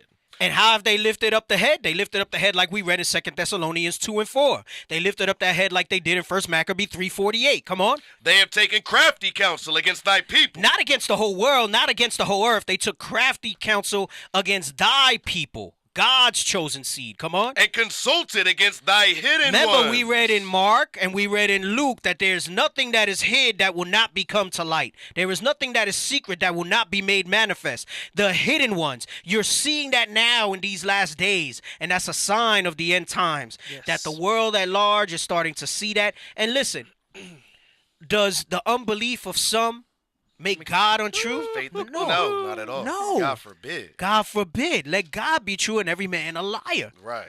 You're going to have people. I expect the other nations not to go because the Bible tells you these other nations are not going to go with it. Right. They actually orchestrated this whole thing. Right. Yes. But when you see our people doing it, that should not shock you either. We're going to go into that a little bit too in a moment. Let's keep reading. I want to get through this part. Come on. Verse 4. They have said, come, and let us cut them off from being a nation. They said, come and let us cut them off from being a nation. Let's say that they are not this. They are Native Americans, they are Cubans, Colombians, Venezuelans, Ecuadorians, Guatemalans, Belizeans, whatever it is, Puerto Ricans. Come on. That the name of Israel may be no more in remembrance. And this is why they use the term Jewish and not Israel. They don't even want to have that name come out in that regard. Right. They don't even want to have that name. We'll take the call in a second. Come on, keep reading. Verse 5. For they have consulted together with one consent. They consulted with one consent. They are all confederate. Come on. They are confederate against thee. Meaning they are all on one accord against us. Read. The tabernacles of Edom. Dealing with the so-called white man, which is an invention. When we get to part 2, we'll talk about that. All right, the white race is an invention. Okay, the tabernacles of Edom. Come on, because every nation on the earth, every race has biblical names. God gave us biblical races. Part of that crafty counsel was not just to change our identity, but to change theirs as well. Yes. Right. Because then who are you looking for? Right. No, Edom's done away with. Edom's not around anymore in these last days. They think the judgment from God goes away with them changing their name. Right. And what that does is that creates another layer of keeping us secret. Yes. Because now there's all types of confusion, and you say, oh, all these races, those are dead races. They're not really here today. But they specifically do that to Edom. Why? Because Edom is the only one that has no promise at all. Their remembrance is going to be erased, it says. They're not going to have anything. There's no place of repentance. Right. Though we sought it with tears. There's none. There's zero place of repentance for Edom. All right? So Edom is the so-called white race today. Come on. The tabernacles of Edom and the Ishmaelites. For all you Muslim, Nation of Islam, brothers and sisters. And caller, hold on. I just want to finish this thought, all right? The Ishmaelites is dealing with the Arabs. Come on. Of Moab. The Chinese. And the Hagarenes. Dealing with Africans. Come on. And Gabal. Uh-huh. And Ammon. More Hamites, come on. And Amalek. Ammon is dealing with the Japanese, and Amalek is that faction of Edomites that the bastards that dwell in Ashdod, like the scripture says, that have they assigned a certain remnant of them to say, we won't say all white people are the Jews, but we're going to take you, Amalek, and we're going to say that you're the Jews, right? And we're going to show you who specifically they very much descend from. Come on. The Philistines, with the inhabitants of Tyre. Right, dealing with more Ham, come on. Assur. Iran. Also is joined with them. They have hope in the children of Lot. Dealing with more Asians, okay? Dealing with more, and that goes, you have Taiwanese, Korean, all the else. North and South right, Korea. Right, all of that goes into that, right? So it's letting you know those hidden things. Now, before I get into the Shemitic poster to show you what we were spoken about, we'll take the call. Remember, it says it's an obsolete term. It's an obsolete thing, but they acknowledge that it's anybody that discerns from those so-called Semitic races. All right. I was just gonna add one more point with all of these names right here. Half of them are probably from Shem, right? You going to Edom? Yes. A lot of these are from Shem as well. Yes. So what does that make God? Right. You have Ham in there. You got Edom. You got Ishmael. Japheth is probably in the mix, but it's mostly Shem. Right. Shem and Ham, what you read there. Right. That's Shem and Ham, what you read there. Who do we got on the line? We have Officer Ephraim from IUIC Philly. Oh, my brother. Shalom, shalom. Officer Ephraim, Most High Christ bless you. Welcome to the Power Hour. You still on? Shalom, Deek. Most High Christ bless. Most High Christ bless. I hope you can hear me. Yeah, I hear you, my brother. I hear you.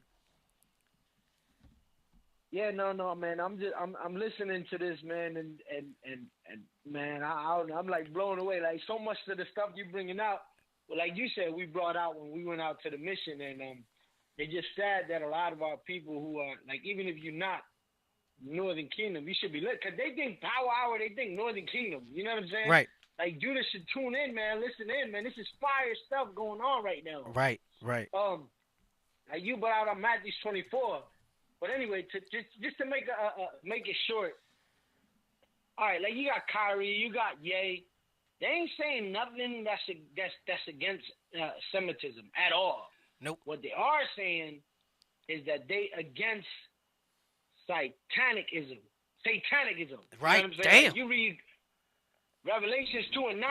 Oh, we gonna get to that later too, but you're right. They plainly saying, I know you're gonna go into it. That's why I'm thinking. Like, I don't want to blow it up, but I'm just like excited, just listening. Like, come on, man, we got light skinned brothers in here talking about you know, the so-called, cause like the Bible said, Israel, like you got Jeremiah 12, and it talks about Israel being a speckled bird. Mm-hmm. We're the only people of color. You know what I'm saying? Right. Esau and the other fake Jews or whatever, they're of one color. Right. And that's red. Right. That's We're right. of color. That's right. There's, That's right. which means different colors. Uh-huh. So we're not anti-Semitic. We're anti-satanic. Right. Hey, and that's a heavy point. You right on that. Hey, and you said something heavy too. When did people of color only mean black? Right. When did it only mean brown? Bring it out. We all colors. They don't have color. All right. When you dealing with the heathen, they just pale. Right. They don't have color. Right. That's why he says, "Wasted away is he," because they don't have color. The rest of us have color. We the people of colors. Hey, listen. What do they say? Joseph and the many color coat. Right. Right.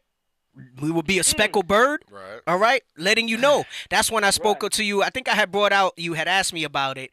I have to go back and look at it. Officer Shai had asked me about it one time on a show, maybe years ago, 2 years ago. I had spoke about the gendering of the flocks, right? And they had the spotted flock or whatever, and that even that was symbolic. With Jacob. Right, with Jacob. I was reading it over. Yeah. I was reading it. And I didn't understand it because there's a lot of. We're the ones of many. Hey, that's some good. That's some powerful points you're bringing out there, officer. All praise to the Most High in that. Can I? Oh, sorry. Go ahead. Go ahead. What are you gonna say? Hey, D, one more thing. Yeah. Before I go, hey, shout out to the officers on here, man. Y'all on fire, man. Deep, you already know, man. I'm just excited. But anyway, one more thing you mentioned earlier during the title about there's no dialogue, right, against there's no dialogue with who the real Israelites are. Mm-hmm. That ain't gonna happen until they dialogue with our bishops. That's right. Who can bring out the true facts of the Bible. That's right. So of course, there's no dialogue because y'all don't want to come to us. Right. That's a heavy point. There's no dialogue because they don't want. It ain't gonna happen until you. They don't want to sit down with the people that got that full understanding, all right? They need to sit down with Bishop Nathaniel, all right? If you want to have a dialogue about going into who the Israelites are, all right? That's how you open up that dialogue. What the hell is this? Man, where's the bomb drops on that, bro? Come on, brothers is in there like in awe, right? They taking notes again? Hey, all praises to the Most High, man. I'm just listening, man. I'm like, I'll praise it. Hey, I appreciate you. Man, this show is fire. I appreciate you calling in. I appreciate the support. All praise to the Most High in that, bro. And I got so much more in my head and in my notes that we're not even gonna get to today. But Lord, I'm not gonna leave it hanging. I'm not gonna leave that thread out there. We're gonna do part 2, and if necessary, we'll do a part 3. We'll see what keeps coming out. All praises, my brother. Hey, you know, I'm on it. So I'm gonna message you, man. We need part 2. Do it. All praises to the Most High. That's my Ephraimite brother from dirty Philly. Hey, I appreciate your fam. We're the only thing clean. Our school is the only thing clean. I think it's the only. That's the only light. That's the only light in Philly, bro. That's the only light in Philly. I'll give you that. Thanks for calling in. You said you had something, Officer Shai. Yeah, I just want to. I lost my words. I just want to make this clear. Abraham was not an Israelite. Abraham was a Shemitic. Israelites didn't come until Jacob. All right. So for those that person that put up here, how can Arabs come from Abraham if the bloodline is from the father and Abraham is an Israelite? Abraham is not an Israelite. You read that when it says, hold on. Genesis 32. No, that's not what I want. Hold on. Let me see what I want. Go ahead. Keep talking. Yes. So I'll give a different example. Abraham, Israelites didn't come and wasn't established until Jacob. Okay. Isaac was not an Israelite. Okay. Until the sons of Jacob were born. That's when the nation of Israel, as the Israelites, were established. Abraham was a Shemitic. This is why it says this. Deuteronomy 7:7. The book of Deuteronomy, chapter 7 and verse 7. Bring it out! The Lord did not set his love upon you, nor choose you, because ye were more in number than any people. For ye were the fewest of all people. Remember, we were not named a nation. We were not named Israel. Israel was the last nation named in the Bible. All right? So it doesn't start with Abraham. Now go to 10:22. The book of Deuteronomy, chapter 10 and verse 22. Thy fathers went down into Egypt with 70 persons. And now the Lord thy God hath made thee as the stars of heaven for multitude. That's when we expanded and grew. You read that in Exodus 1 where it says we grew, right? So when we went into Egypt, we were very few. Yes. And that's when we were known as Israelites, because it was after Jacob wrestled in the wilderness and all of that. So we were that last nation named. Can I bring one more thing out? Yeah, go ahead. Genesis, give me Genesis chapter 9 and we'll start at verse 24. The book of Genesis, chapter 9 and verse 24. Bring it out! And he said, Cursed be Canaan. I'm sorry, 9:24.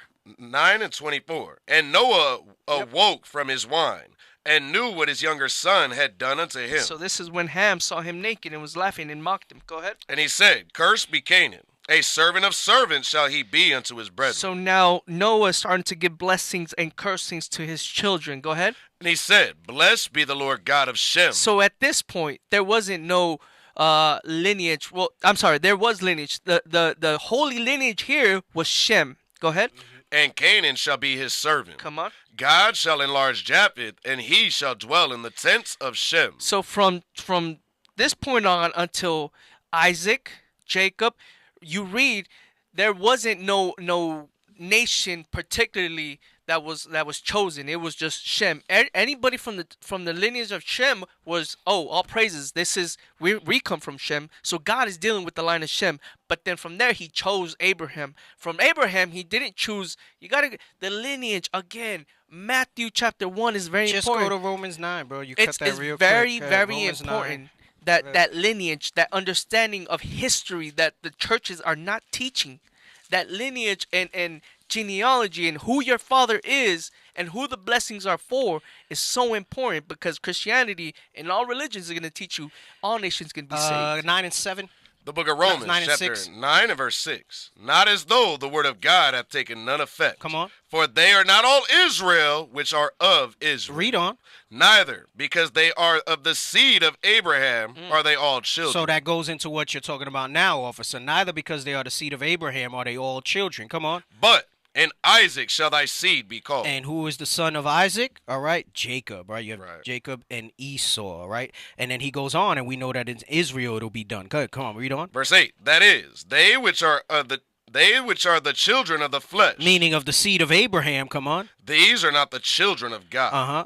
But the children of the promise are counted for the seed. And what does he say? Jump down to verse 13, and he'll explain what that means. Verse 13, as it is written, Jacob have I loved. That's the children of promise that are counted for the seed. Come on. But Esau have I hated. But Esau has he hated. All right, that's what that's going into. You got something? I was going to say, when it goes into Israel, the nation as well, all it is the Israelites are a manifestation of the promise God made to Abraham. Right. That's it. Right. That's heavy. Say that again, because that might have went over some people's head. The nation of Israel is a manifestation of the promise that God made to Abraham. That's what we just read in Deuteronomy 7. Yes. Where Right. he said it wasn't because you were the greatest, but you will be, and you will outnumber. We read that in Deuteronomy 10 also. And he says you will be as the sand of the sea. Right. All right. As the sand of the sea. They also talk about the stars in heaven. All right. So that's a manifestation of the blessing that he would give to him. Now, go back to the wiki first. And you said I was Semitic. deep. You said about Semitic. No, the other thing was too deep for this. No, the whole thing is deep. I mean, No, I'm talking about this, brother. nah, he good, bro. And you said I was deep. I know. When I came in, he's all like in deep thought. I was like, man. All right. Read that again. Semite, Semitic peoples of Semitic culture, is an obsolete term for an ethnic, cultural, or racial group. Come on. The terminology is now... So it says it's an ethnic, cultural, or racial group, not exclusively Jewish people, right? Now go to the poster. Now, Semites, all right? Hey, D. Yes. Hey, you got it's a lot of Northern Kingdom that's calling in too, that's inquiring about, hey, how can I figure out what tribe I'm coming from? Oh, so wow. Just to throw it out there for the people, Northern Kingdom is calling in, trying to figure this stuff out. All praises to the Most High. That's beautiful. That's it. And like, make sure we're getting them good contact information. Let's find out where they at. We can even gather their information so we can be proactive and have someone from a school that they're in, if they're not near us, reach out to them, all right, so that they can get that understanding. Let's not just throw them to the resources. Let's get them in touch with a real person, all Yes, right? sir. Let's do that as they're calling in. All praises to the Most High for that thing. I tell you, boy, this the spirit from this trip and what I saw. The spirit, you're seeing what's happening here with the attention that's coming from these celebrities, these athletes on our identity. This is a sign of the times. This is a sign of that we're nearer to the end. Right now is our salvation nearer than we believe. The scripture tells you, and this is a sign of it. I think the spirit is there for that awakening. All right. Well, I think we're gonna look back at this time frame. Years from now, you're going to see more Northern Kingdom repenting. You're going to see schools opening up in these Northern Kingdom countries. And we're going to say, wow, this was a moment where it picked up steam. And I'm calling it the awakening. You're seeing it happen before our eyes. All right. Gives me the chills, bro, yes. when you say that stuff. So we got this poster here. Let's put this poster up. All right. Semites, Semitic, of relating to or constituting a subfamily of the Afro-Asiatic language family, right? You know, right? Brown people, right? We're going to deal in color, right? We know it's many colors, right? We're people of color, and there's more than one color than black and brown, all right? That includes Hebrew, Aramaic, Arabic, and Amharic, all right? So, you have, after the flood, what the world was repopulated by these three men, all right? Ham, Shem, and Japhet, all right? You have Japhet's lineage, okay? And you have Ham. We got this from the Bible, the Zondervan Bible Dictionary. Read that really quick. I got you. It's right here. Read it up on the screen. Ham, the youngest son of Noah, born probably about 96 years before the flood, and one of the 8 persons to live through the flood. He became the progenitor of the dark races. But who are the dark races? Come on. Not the Negroes. Meaning that color is, right? It doesn't necessarily mean that's, because you're going to hear them say terms like African, although the Jewish guy did say there was people within Africa that were different people. He did mention that, right? Not the Negroes, but who? But the Egyptians, come on, Ethiopians, Libyans, and Canaanites. And you read that in Genesis 10, 6-20, when it talks about the lineage of Ham. But now let's look at this lineage of Shem and who falls under that. This is why you cannot, it's not wrong. You cannot say anti-Semitic. If it was a color thing, we don't hear the term anti-Hamitic. Right. You don't hear those terms. You don't hear anti-Japhetic, right? So they came up with this term because, like I said, it's a trope. It's a device. It's a mechanism that they use to shut down any type of awareness or dialogue. It's part of the crafty council, right? Like they have they do not have the exclusive rights to call themselves Semitic. They don't, right? They are not the only Semitics in the earth. They are not the only Semitics in the earth. Hey, and that's how the Lord is so majestic on how he made that. Bishop, I'm sorry, I'll let you, Bishop. Y'all stop. Shalom, Bishop. Most High. He said, "It's great to be in the days of an impending change of worlds." Damn.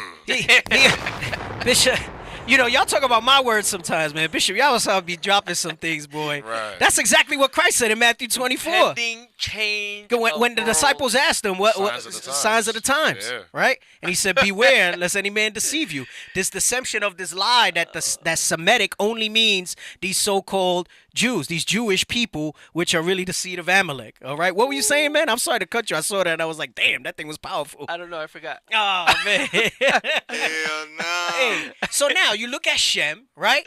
And you have Elam under there, right? Elamites, East Indians, and Persians. Right.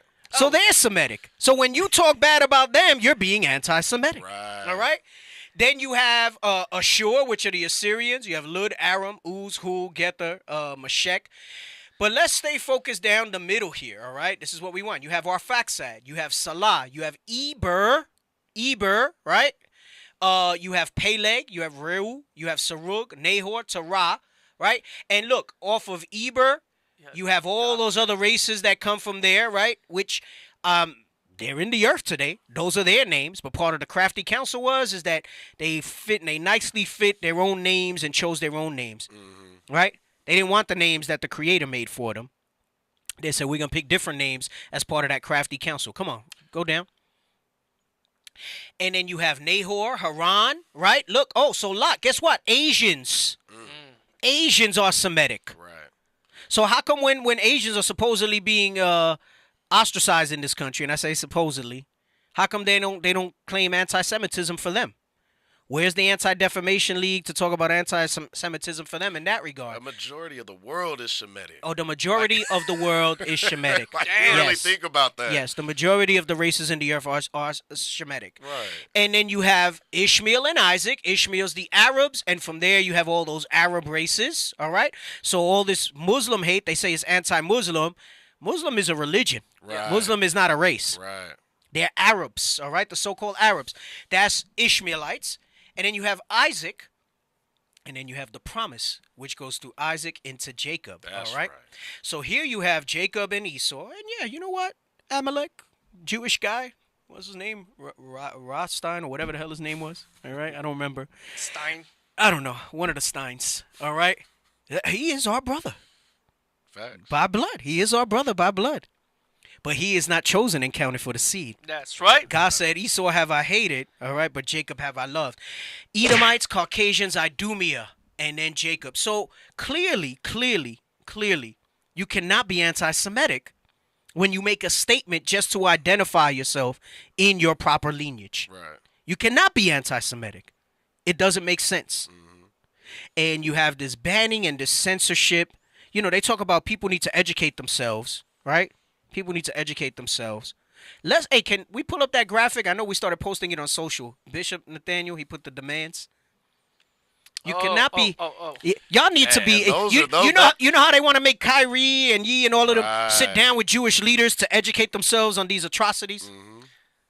Let's put that up there, all right? They need to sit down with Bishop Nathaniel. It's like when Kyrie even said it. He said, put the big picture you up. guys are so focused on your Holocaust. He said, okay, I want you to keep that same energy when it comes to what has been done to my people. Mm-hmm. When the other conversations come up, keep that same energy. I don't think I'm going to have time to get to it today. We'll see. But I was going to address that piece of it also, all right? I like one thing that Yee said. It said, whenever black people, we have to explain ourselves as far as our religion. Why do we have to explain our religion, our monetary gains, everything? Why do we have to do that? And this is heavy, what this image here. All right, so check this out. It says IUIC has delivered to the Brooklyn Nets, right? Because this is what they said to Kyrie. He finally said, all right, I'll just say I'm sorry to this and whatever. Mm-hmm. And they said, you know what? Nah, that's not enough, Nuka. Right. That's not enough. They say we got to make an example of this guy. Full submission. You let one of them speak. We ain't gonna get the rest of them to calm down, right? They might even get them Latinos speaking up if we let this thing go unchecked, all right? The light skins. They're gonna get the light skins. They're gonna get the light skins acting up. It says these are the. It's not. Is it 8 items? It's 10. So we gotta fix our graphic, man. It was like 9. Yeah, it's 10. I think. No, scroll down. How many did we put? It's 10. Yeah, we got to fix the top. We said 8 items for Kyrie Irving to return to the Nets. But, hey, so, right, it says apologize and condemn all movies promoting Caucasians or Jews. They are not. They are Semitic. Right. They are. I got to say that real quick because if they screen this, maybe, who knows, maybe they cut us anyway. I'm not saying that they're not Semitic. I'm not anti-Semitic. They are Semitic. We just showed that on the breakdown, all right? They are Semitic. They are just not the Jews that the Bible speaks of. That's all right. And that's not anti-Semitic, so you can't cover that in that. All right. The 500K to Israelite causes. All right. You can send that to Israel at IsraelUnite.org on PayPal. Sensitivity training for the crafty counsel that you've taken against our people. Learn the etymology and origin of the word Semitism and Semitic. Meet with IUIC and Israelite leaders. Have a sit down with Bishop Nathaniel and our leadership. All right. Josiah must donate 5% of all his earnings to black families. All right. I think that's the owner, right, of the Nets. Meet with Bishop Nathaniel to demonstrate understanding. All right. Shaquille O'Neal, Charles Barkley, and Shannon Sharp must publicly apologize for being coons and bootlickers against Kyrie Irving and other black players. All right. And for being a disgrace to your Semitic heritage. The ADL and SPLC must remove all propaganda from all forms of media and publicly apologize to Israelites for disseminating false information. All right? The NBA must have sensitivity training to stand against unjust rhetoric against black players. Damn. Okay? So they need to sit down and have this dialogue. Right. And then maybe we can have a starting point of some sort of discussion where we could start to set things right according to what the Most High has set up, all right? According to what the Most High has set up. Now, let me go back to, we had Jews and Jewish. Damn, I wanted to get to the other stuff I had, man. I might not even get to the Herod stuff unless I jump around. I don't know. Nope, go to the other one. What else we got? I gave you another one. Jews. All right, let's look at Jews. So this is what they say, Jews. Go ahead, read that. Jews. Jews or Jewish people are an ethno-religious group and nation originating from the Israelites. All right, so this is false. You can say Jews, but Jewish people do not originate from the Israelites, okay? They originate from Shem. There is a difference. Come on. Even they made a difference between Jew and Jewish. Yes, but this never used to read this way, all right? They threw it in there to say Israelites and all of that because of the work that we've been doing as a body, as a nation, all right? Come on, read. Hebrews of historical. Right, they never, it never used to say Israelites and Hebrews, okay? Come on. Of historical Israel and Judah. That is incorrect. Okay, come on. Jewish ethnicity, nationhood, and religion are strongly interrelated, as Judaism is the ethnic religion of the Jewish people, although its observance varies from strict to none. So what we have is a heritage, not a religion. So what they are doing is, it is Esau following our heritage, and they're holding it as a religion. Now get Judaism, because it mentions that. Come on. We had it up there. Move with me. Read that real quick. Judaism. Where's it? Comprising the collective religious. No, is an Abrahamic monotheistic. Come on. Judaism is an Abrahamic, monotheistic, and ethnic religion. Comprising the collective religious, cultural, and legal tradition and civilization of the Jewish people. Now, the part that I want from this is, it says monotheistic. Monotheistic means one God. Right? There's no other gods beside him, okay? Notice that they said that. They also said it's an ethnic religion. So where is this fallacy that they tell you, because the other thing that you're hearing them say is, hey, if you want to be, then Michael Rappaport, bro, if you want to be Jew, come to Shabbat dinner, right? We'll accept you if you do it as a religion. But if it's an ethnic thing, how are they accepting converts? When you read in there, and I didn't have it with me today. I want to read how they have Goyim and how they're supposed to treat people, but nobody's going against them and saying they're anti-Semitic for what they say about these other nations, right?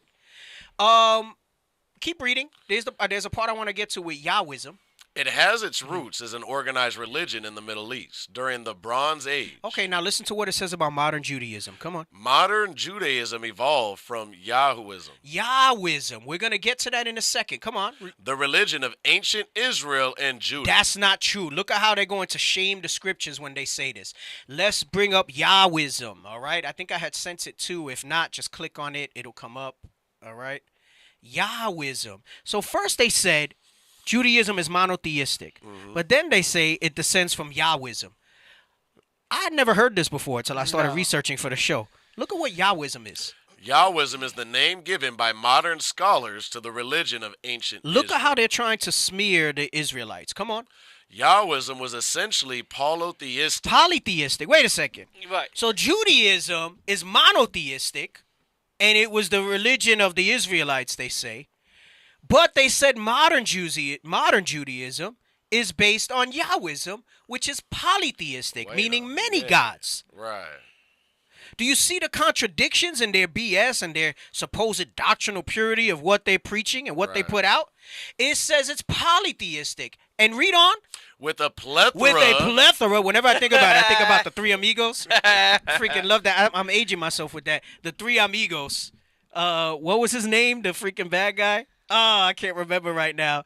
But he was talking to him and he said, we have a lot of piñatas for you. Would you say I have a plethora of piñatas? And he said, yes, Jefe, we have a plethora of piñatas. He said, do you know what a plethora is? He said, no. He said, why you say that a plethora? It means many. It means many. A plethora means many. Whenever I see plethora, I think of... I got to watch that movie again. That was one of my childhood favorites. The Three Amigos. With a plethora of what? Of gods. And goddesses. So wait a second. Is it monotheistic? They're telling you that modern Judaism is based on Yahwism. Go back to that real quick so people don't lose the point. Come on. Modern Judaism evolved from Yahwism, the religion of ancient Israel and Judah. The ancient religion of Israel was not polytheistic. Gods. Now, if they want to say of the idolatry that we were in, maybe they're blurring the lines here, but that's not true. Go back to Yahwism. Come on. The Lord our God is one God. Right. Read that again. Yahwism. Yahwism is the name given by modern scholars to the religion of ancient Israel. Read. Yahwism was essentially polytheistic. So at first they say Judaism is monotheistic, but then they say modern Judaism is based on Yahwism, which is polytheistic, which means there's many gods and goddesses. Come on. With a plethora of gods and goddesses. Read. Headed the pantheon was Yahweh, the national god of the Israelite kingdoms of Israel and Judah. So remember, it says, God in the Bible says, there's no God with me. Right. He says, it's just me alone. Come on, read. With his consort. So now they're saying he has a consort in Judaism. Come on. The goddess Asherah. What? You have the goddess Asherah. Come on. From? And second-tier gods and goddesses such as Baal, Shamash, Yarik, Mot, and Astarte. All of whom had their own priests and prophets and numbered royalty among their devotees. Jump down to where it says contrary and see what they say. Look at that. Contrary to the picture presented in the Hebrew Bible, the temple in Jerusalem was not the sole or even central temple of Yahweh. Listen. So the point that I wanted to bring in this is to show you that, because you got some knuckleheads amongst our people say, oh, well, the Jewish people, they preserved our religion. It literally just said that modern Judaism is based on this BS. Right. Letting you know that that goes into what they said, where they hate God. They lifted up the head, and they put themselves and they put fake gods in place. And listen, this is why I say it's not a black or white thing. It's an Israelite thing. Right. That's what it is. And no, they're not keeping anything remotely like what our heritage is according to the Bible. Right. Zero. None of it. They've mixed polytheism with this whole setup. You were going to say something? No, go ahead. There was something else that we had. Go ahead, talk. Our people will get caught up reading this without having any foundation built on the Bible, and that's why they come up to camps and they start talking as if they have an understanding, but it's not built on knowledge. A lot of times we have a zeal for God, but not according to knowledge. Get me the picture that I had of the definition of Semite, and then I also want the definition of Jewish, so we can see the difference. All right. No, oh yeah, we'll get Israeli in a second too. All right. Come on, bro. I put it up. It says Semite. No, that's Israeli. My goodness.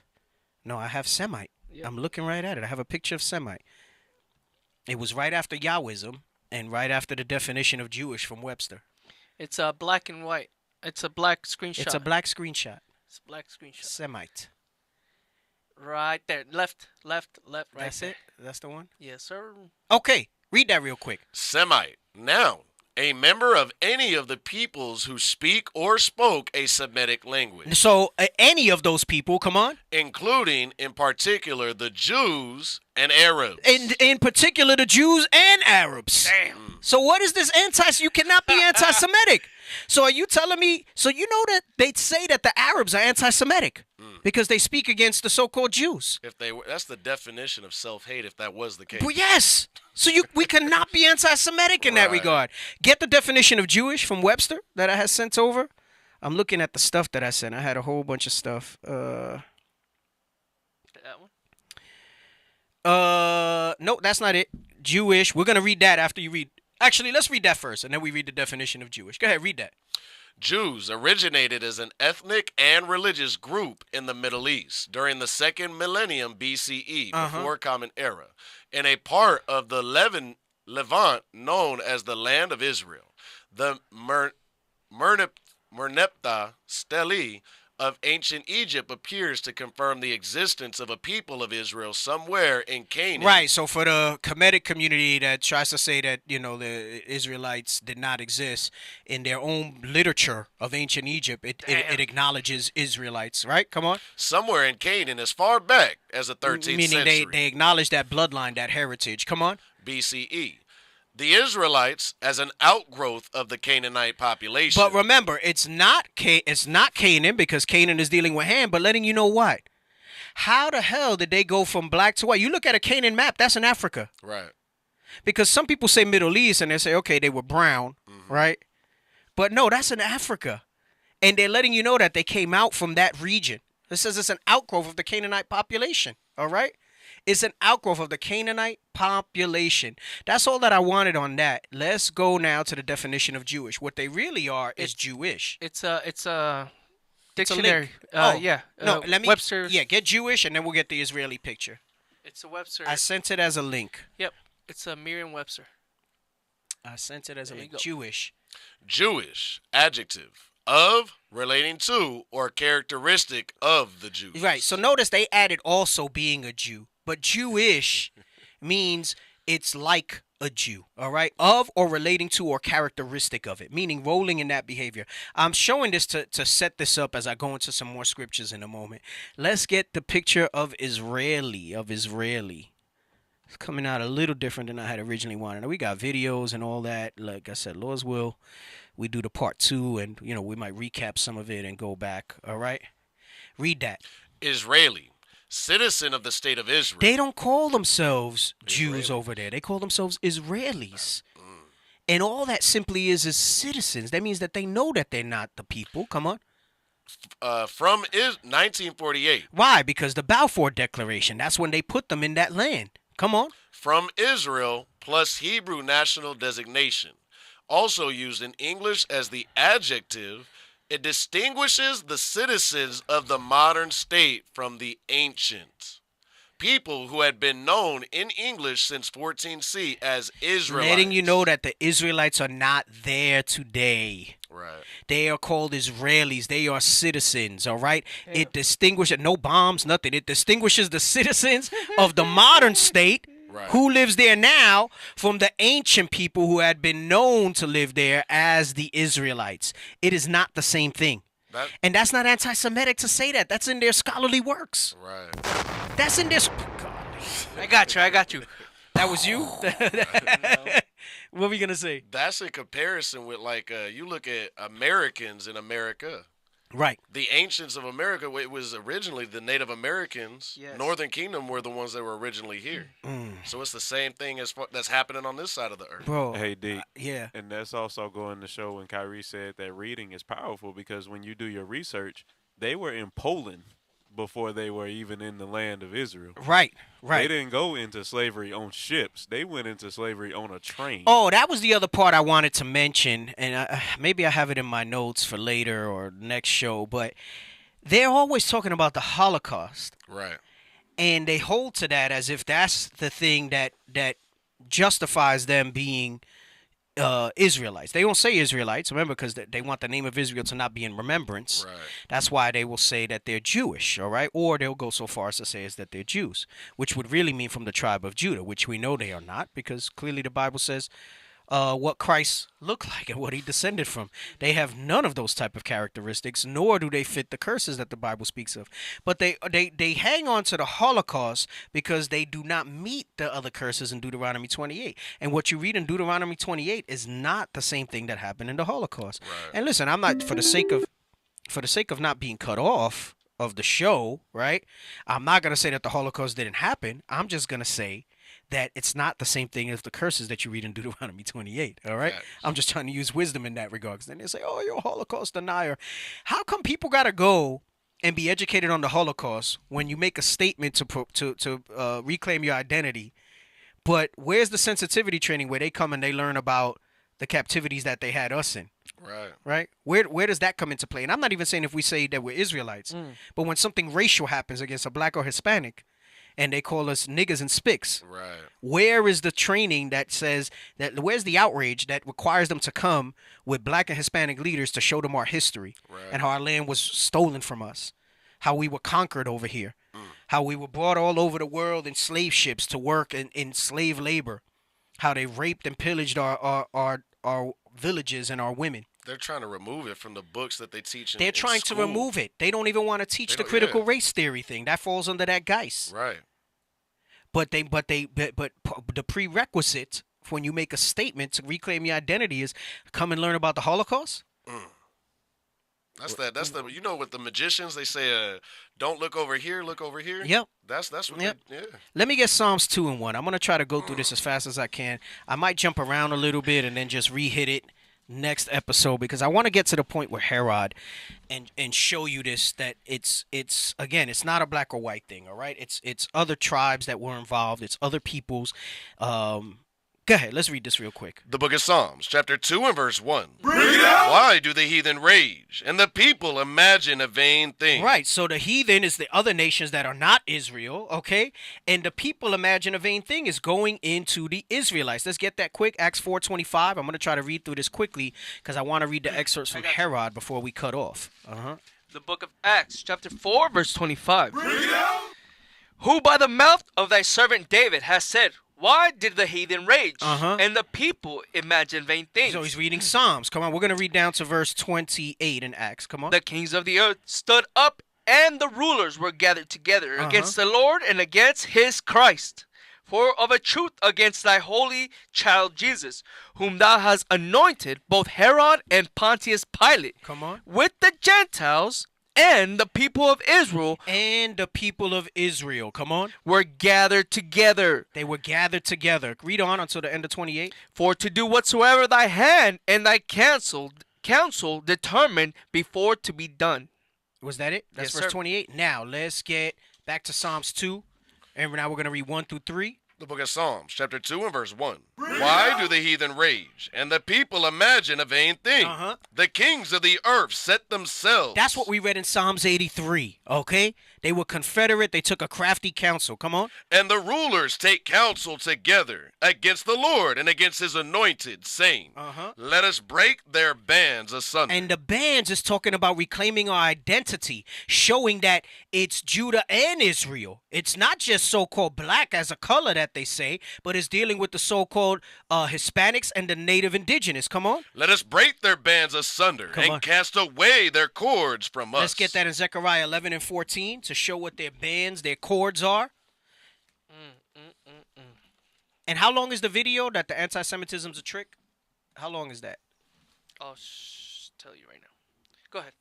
The book of Zechariah, chapter 11 and verse 14. Then I cut asunder mine other staff, even bands, that I might break the brotherhood. The bands, the staff is what you read in Ezekiel 37. We're not going to get to that today. I have too many scriptures, and we got like 20 minutes left. I'm probably going to run a little over because I want to make this point about Herod at least. And then when we do part 2, we'll pick up and go over this a little more in order the way I had it. All right? Read that again, Zechariah 11:14. Then I cut asunder mine other staff, even bands, that I might break the brotherhood between Judah and Israel. That I might break the brotherhood between Judah and Israel.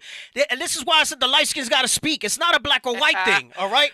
We got to bring out the whole thing and the whole agenda. They're not just speaking against so-called black America. They're speaking against so-called Hispanic, Latino America. Right. They're speaking against the Gadites, all right, which is the Native Americans. All those that are scattered and meet those curses.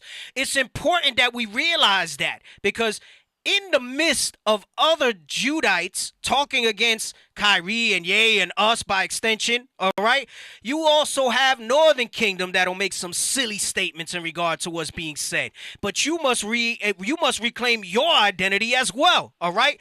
That part of their crafty counsel and agenda was to come up with this anti-Semitic BS, this trope to, this is the catch-all for anything that tries to bring the identity back, that tries to show the brotherhood, all right? That tries to bring that out. Show me that anti-Semitic video real quick.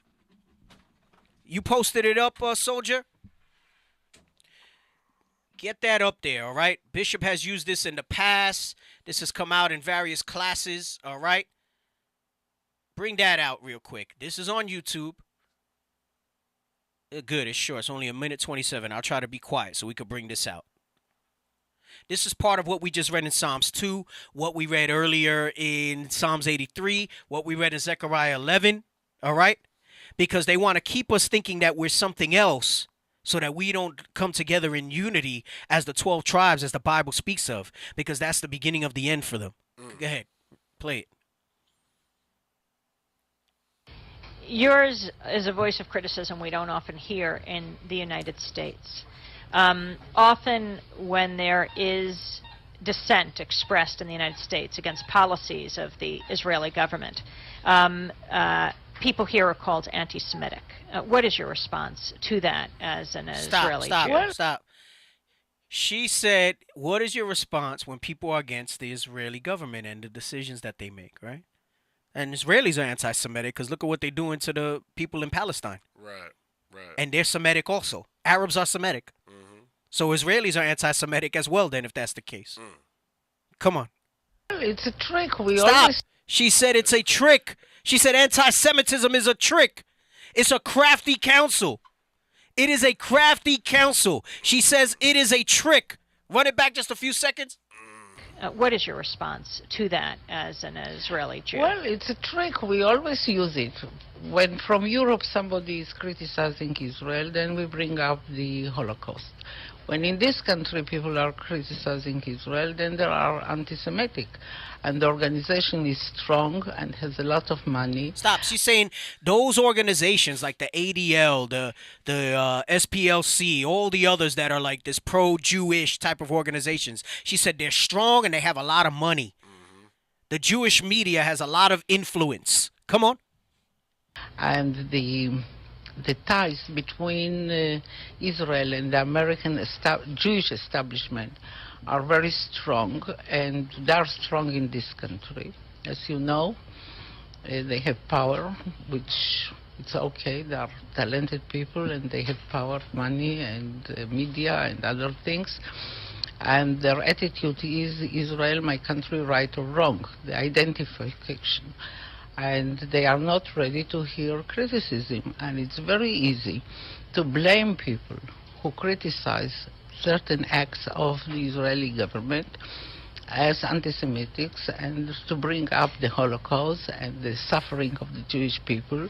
And that justify everything we do to the Palestinians. They cry victim. She heard that? She said that justifies everything we do to the Palestinians. Right. They cry victim. They take away from the real agenda and the real things that are there. And then you cry into that. She said they have power with the media and the news and all that. Yeah. So Yi isn't crazy. No, he's not. Our brother Yi ain't crazy. No. Yeah, he chosen.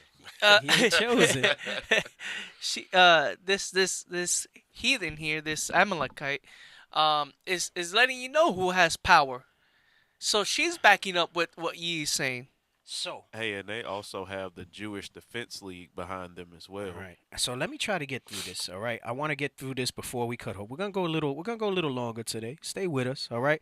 And then we'll probably redo some of this when I can do it in order because I got so many more that I didn't get to go through. But I want to hit certain points before we sign off today. All right.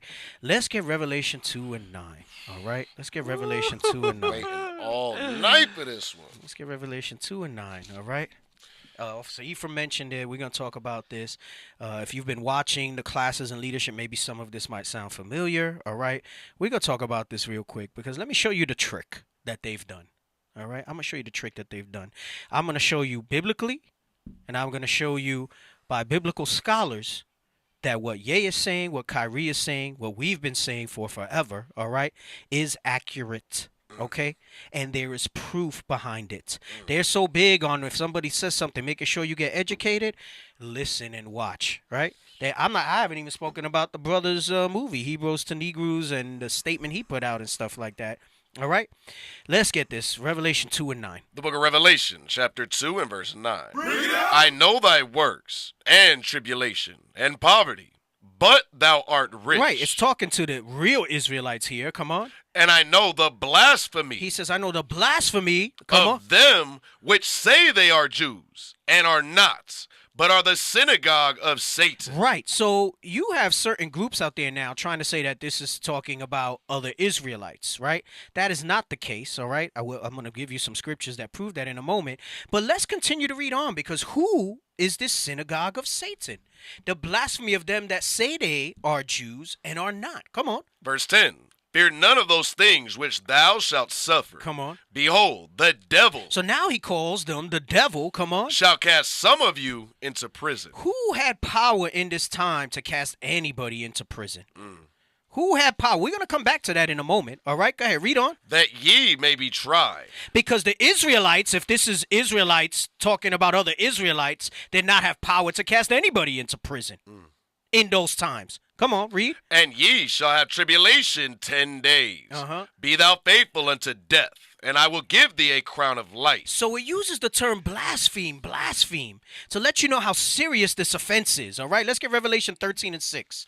The book of Revelation, chapter 13 and verse 6. I'm going to show you what the blasphemy is. All right, come on. And he opened his mouth in blasphemy against God, to blaspheme his name. How does he blaspheme his name? By calling themselves the Israelites. That's saying they are the Jews. Come on. And his tabernacle. Because who's his name? Israel, the Israelites. Come on. And them that dwell in heaven. And who's his tabernacle? The Israelites are his tabernacle. All right. And them, that dwell in heaven. They blaspheme his name. Let's get number 6 and 27. Number 6 and 27. 90 seconds. The book of Don't Numbers. worry about that. Come on. Chapter 6, verse 27. And they shall put my name upon the children of Israel. So when they blaspheme his name, when they say that they're the Israelites, they're blaspheming against God, because God's name is on the children of Israel. It means prince with the power. All right? Come on. And I will bless them. And God said, I will bless them. Let's get Ephesians 3, 14 and 15. Ephesians 3, 14 and 15. 60 The seconds. book of Ephesians, chapter 3, verse 14. For this cause I bow my knee unto the Father of our Lord Jesus Christ. Come on, our Lord.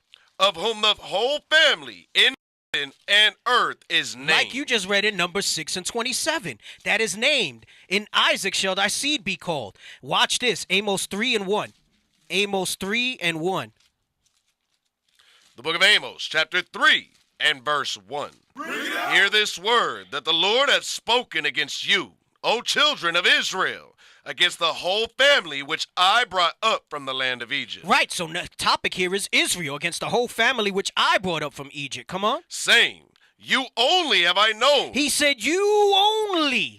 This is why it's blasphemy for anybody else to say they're the Israelites. He said, you only have I known. Come on. Of all the families of the earth. Of all those families, of that chart, which all the nations that God has named is in that chart, he says Israel is the only one he's known. Come on. Therefore, I will punish you for all your iniquities. He said, I will punish you, Israel, for all your iniquities, because he has only known us of all the families. Now, let's get back to Revelation 2.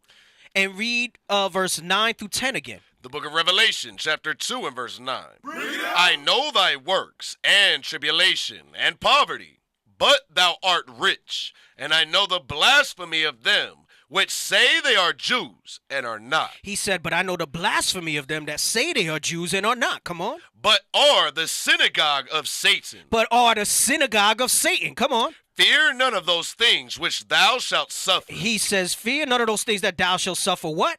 Behold, the devil shall cast some of you into prison. Let's get who had power to cast into prison. Actually, before we get that, read Revelation 1, and I think it's 10, or is it 9? No, read 9. Come on.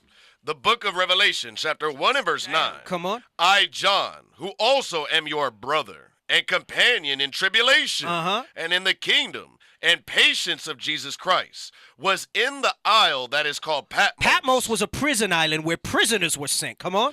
For the word of God and for the testimony of Jesus Christ. He was locked up for teaching the true testimony for the word of God and Christ. This is why in verse 10, Christ is saying about the devil that'll cast some of you into prison. Who had that power? Let's get Matthew 14 and 1. Matthew 14 and 1. We're going to read 1 through 3. The book of St. Matthew, chapter 14. Don't forget in Acts 4, 25 through 28, we read who was part of those kings of the earth and the heathen. One of them was Herod. Okay, come on, read. St. Matthew 14, verse 1. At that time, Herod, the Tetrarch, heard of the fame of Jesus. We're honing in on who is that synagogue of Satan? Who are the ones that blaspheme? Come on, read. And said unto his servants, this is John the Baptist. He is risen from the dead, and therefore mighty works do show forth themselves. This is the same John we just read in Revelation. Come on. For Herod had laid hold on John. For who? Herod had laid hold on John. And did what? And bound him. Come on. And put him in prison. We just read in Revelations 2 and 10, who's that synagogue of Satan? It says the devil will cast you into prison. So it's not talking about Israelites talking about other Israelites. It's talking about another nation that's professing to be the Jews. Read that again. For Herod had laid hold on John and bound him and put him in prison for Herodias' sake, his brother Philip's wife. For Herodias' sake, his brother Philip's wife. Her name was Herodias. So he had locked him up in those prison houses, all right? Now, let me get Revelation 3 and 9. The book of Revelation, chapter 3 and verse 9. Behold, I will make them of the synagogue of Satan, which say they are Jews and are not, but do lie. Behold, I will make them to come and worship before thy feet, and to know that I have loved thee. So, somebody might try to argue Revelation 2, 9, and 10, even though we just brought that out. But Revelation 3, 9 says the same thing. And if it's talking about Israelites having beef among Israelites, where's the prophecy that says Israelites would worship at the feet of other Israelites? You cannot find that. That is not in the Bible. But you do find this prophecy. Let's get Isaiah 60 and 13. The book of Isaiah, chapter 60 and verse 13. The glory of Lebanon shall come unto thee. So it starts talking about other nations, all right? Remember, there's a whole confederacy against us. Come on, read. The fir tree, the pine tree, and the box together, to beautify the place of my sanctuary. And I will make the place of my feet glorious. Read on. The sons also of them that afflicted thee. Who were the sons of them that afflicted us? It starts with Edom. We read that in Psalms 83. It starts with Edom. Nowhere in Psalms 83 did you read that it was going to be the other Israelites, okay? It says Psalms 83 is talking about that. It says the sons of them that afflicted thee shall what? Shall come bending unto thee. They will come and worship at thy feet. Those that say they are Jews and are not. Come on. And all they that despise thee shall bow themselves down at the soles of thy feet. And they shall call thee the city of the Lord, the Zion of the Holy One of Israel. That also goes with Wisdom of Solomon 5, where it says, these are they that we sometimes had in derision. How are they numbered among the children of God? So it's showing you very specifically who is that synagogue of Satan. So now, let me get the book. What were you going to say? Can I add one more? What are you going to add? Amos, chapter 9, verse 9. Nope. I'm going there next time. I have it. Okay. That's why I have the picture of the shirt.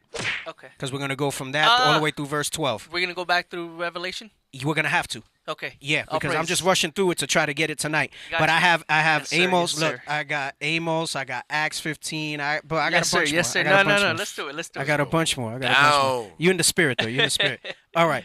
Because I got to make that point to flow to make the connection I want to make with Amos. All right? Okay. But my point is I want to show you who that synagogue of Satan is. This is not anti-Semitic. I showed you biblically who it was, but some people may still have in their mind that Herod was an Israelite. That Herod, it comes from Jacob. But that is not the case. All right, so show the cover first of what book this is. All right, come on.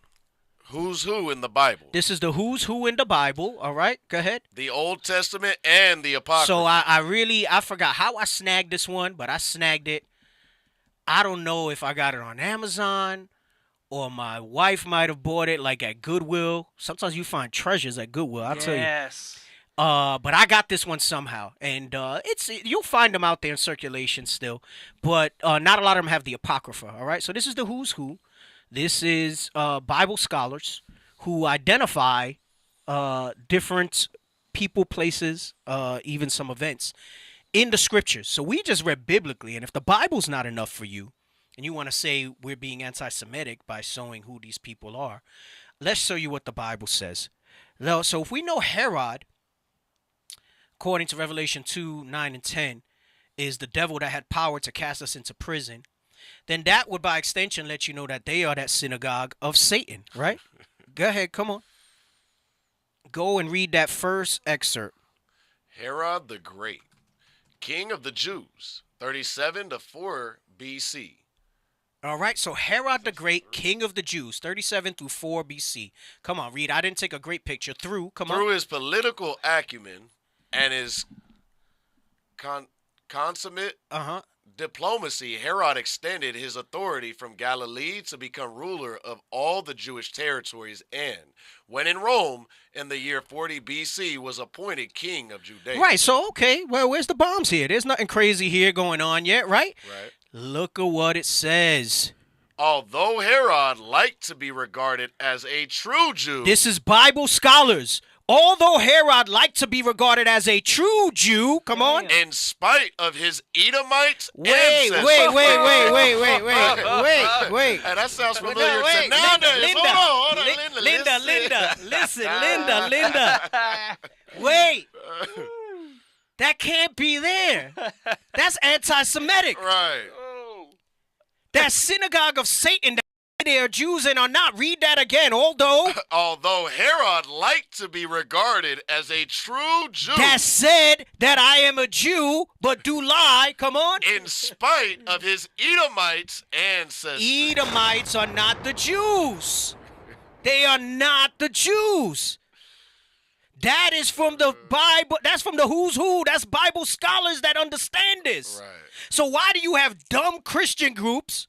Why do you have these anti-defamation leagues and SPLC saying that we're anti-Semitic when clearly the Bible tells you, backed up by Bible scholars, who that synagogue of Satan is? There's an impossible. But we're not done. We're going to continue to read this. All right? Come on, read. He had much sympathy with Greek culture and literature. He was a great builder. Well, he's going to tell you why he was a great builder, though. Come on. Not only of the temple in Jerusalem and the shrine above the patriarchal cave of Mekopa. It's not because he was some devout Jew. Come on. In Hebron and his many palace fortresses at Samaria, Jericho, Bethlehem, Masada, Maccareus, and the Antonia fortress in Jerusalem, but also of other monuments as far as a field as Damascus, Antioch, and Byblos. Come on, keep reading. Herod was a clever politician. He was clever or crafty. Come on. Consistently backed by the Romans. Okay? When you read in Revelations, when John is he's referring to the Romans, which were Edomites, which Herod was as well. Come on. And an efficient but unpredictable ruler. Absolutely unscrupulous. Where his own interests and security were involved. Meaning that he had no morality when it came to his own interest of his own family and maintaining his own power. Come on.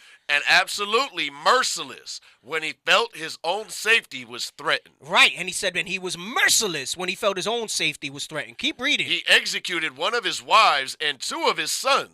He has been described as an unhappy man with two souls. The one of a modern man of Hellenistic culture, but with a longing to retire into the desert. His castles are all on the borders of the wilderness, and the other soul that of a ruler with messianic aspirations. That goes into they lifted up the head. They want to see themselves and sit as if they are God. Right. Now you're getting some context as to why all this was being spoken of, all right? Because Herod was the figurehead of the Edomite race that was perpetrating our faith, our heritage, right? Come on, read. It was perhaps to mitigate. Remember, they said he was a great builder, but it was not because he had aspirations to do right for the Israelites. Come on. It was perhaps to mitigate his unpopularity. Because he was not popular, so what did he do? That he built the temple. He died. He built the temple to try to alleviate and appease the rest of the Jews that were in Jerusalem. Okay, give a gift. He tried to give a gift to destroy the heart. Go ahead. He died in the year now. No, we don't need that. Get the next page that I sent you. Get the next page. Come on. Oh, my wife just confirmed it was Goodwill that she got me this for. It was like $4 too. Okay, so he died. Let me see. For the sake of time. No, keep reading. We got to keep reading this part. And we'll have to run this back a little bit. Maybe we'll just start the show with this next week and we'll lead into more of the stuff we want to bring out. But go ahead, come on. And we know from the first gospel that Jesus was born in his reign. Herod is described on the arrival of So the first gospel is Matthew, right? And that's when you read about what he did. Come on. Is described on the arrival of the wise men in Jerusalem as sending them to Bethlehem with instructions to return with news of the child of born king of the Jews, the title given by Rome to Herod himself. Right, so Rome called him the king of the Jews. So remember, it said about he was unscrupulous, okay, and without mercy when it came to his own aspirations. Now they have this child who's being called the king of the Jews. Right. You read that in Matthew 1. That's what it really means when it says Matthew 1:21, he will save his people from their sins, right? Didn't they give Christ that title as well? Yes. Well, they get it as a mockery, though. Right. But I'm saying Right. They did it as a mockery when they crucified him, but prophetically he was is the king of the Jews. Right. Come on. The murderous massacre of the innocents at Bethlehem. This is the synagogue of Satan that say they are Jews but are not. Come on. Following his discovery of his deception by the wise men. All right, let's jump to on their departure. On their departure, Joseph was also warned in a dream of Herod's intention to destroy the child. Joseph's flight to Egypt with Mary and the child was rapidly followed by the massacre of all children of 2 years old and under within the district and town of Bethlehem. And next week we'll go into the Matthew 2:13-14 where it talks about how they fled to Egypt to hide, which Egypt's Africa, so it goes to show you, that they were dark-skinned Hebrew people. Let's go to the next page. I'm rushing through this. Is that the one that I had? Okay. Yes. Okay. Come on. Herod, sprung from a hero. Herod was the family name of the senior officer in the court of the Hasmonean prince. So now we're going to, because up until this point, we haven't shown you biblically who Herod is. People still haven't got, what is this? This say that they're Jews and are not. This synagogue of Satan, that's called the devil, right? We showed you biblically that it's Herod. We showed you that Herod was an Edomite. Now we're going to go more into, it wasn't just one man. There was a line and there's a history that stems. This is the shorthand version. This has been gone through in Israel, in IUIC at great lengths before, but repetition creates retention. So we got to keep bringing this stuff out, right? Go ahead, read. Name of the senior officer in the court of the Hasmonean prince, Hyrcanus II, called Antipater.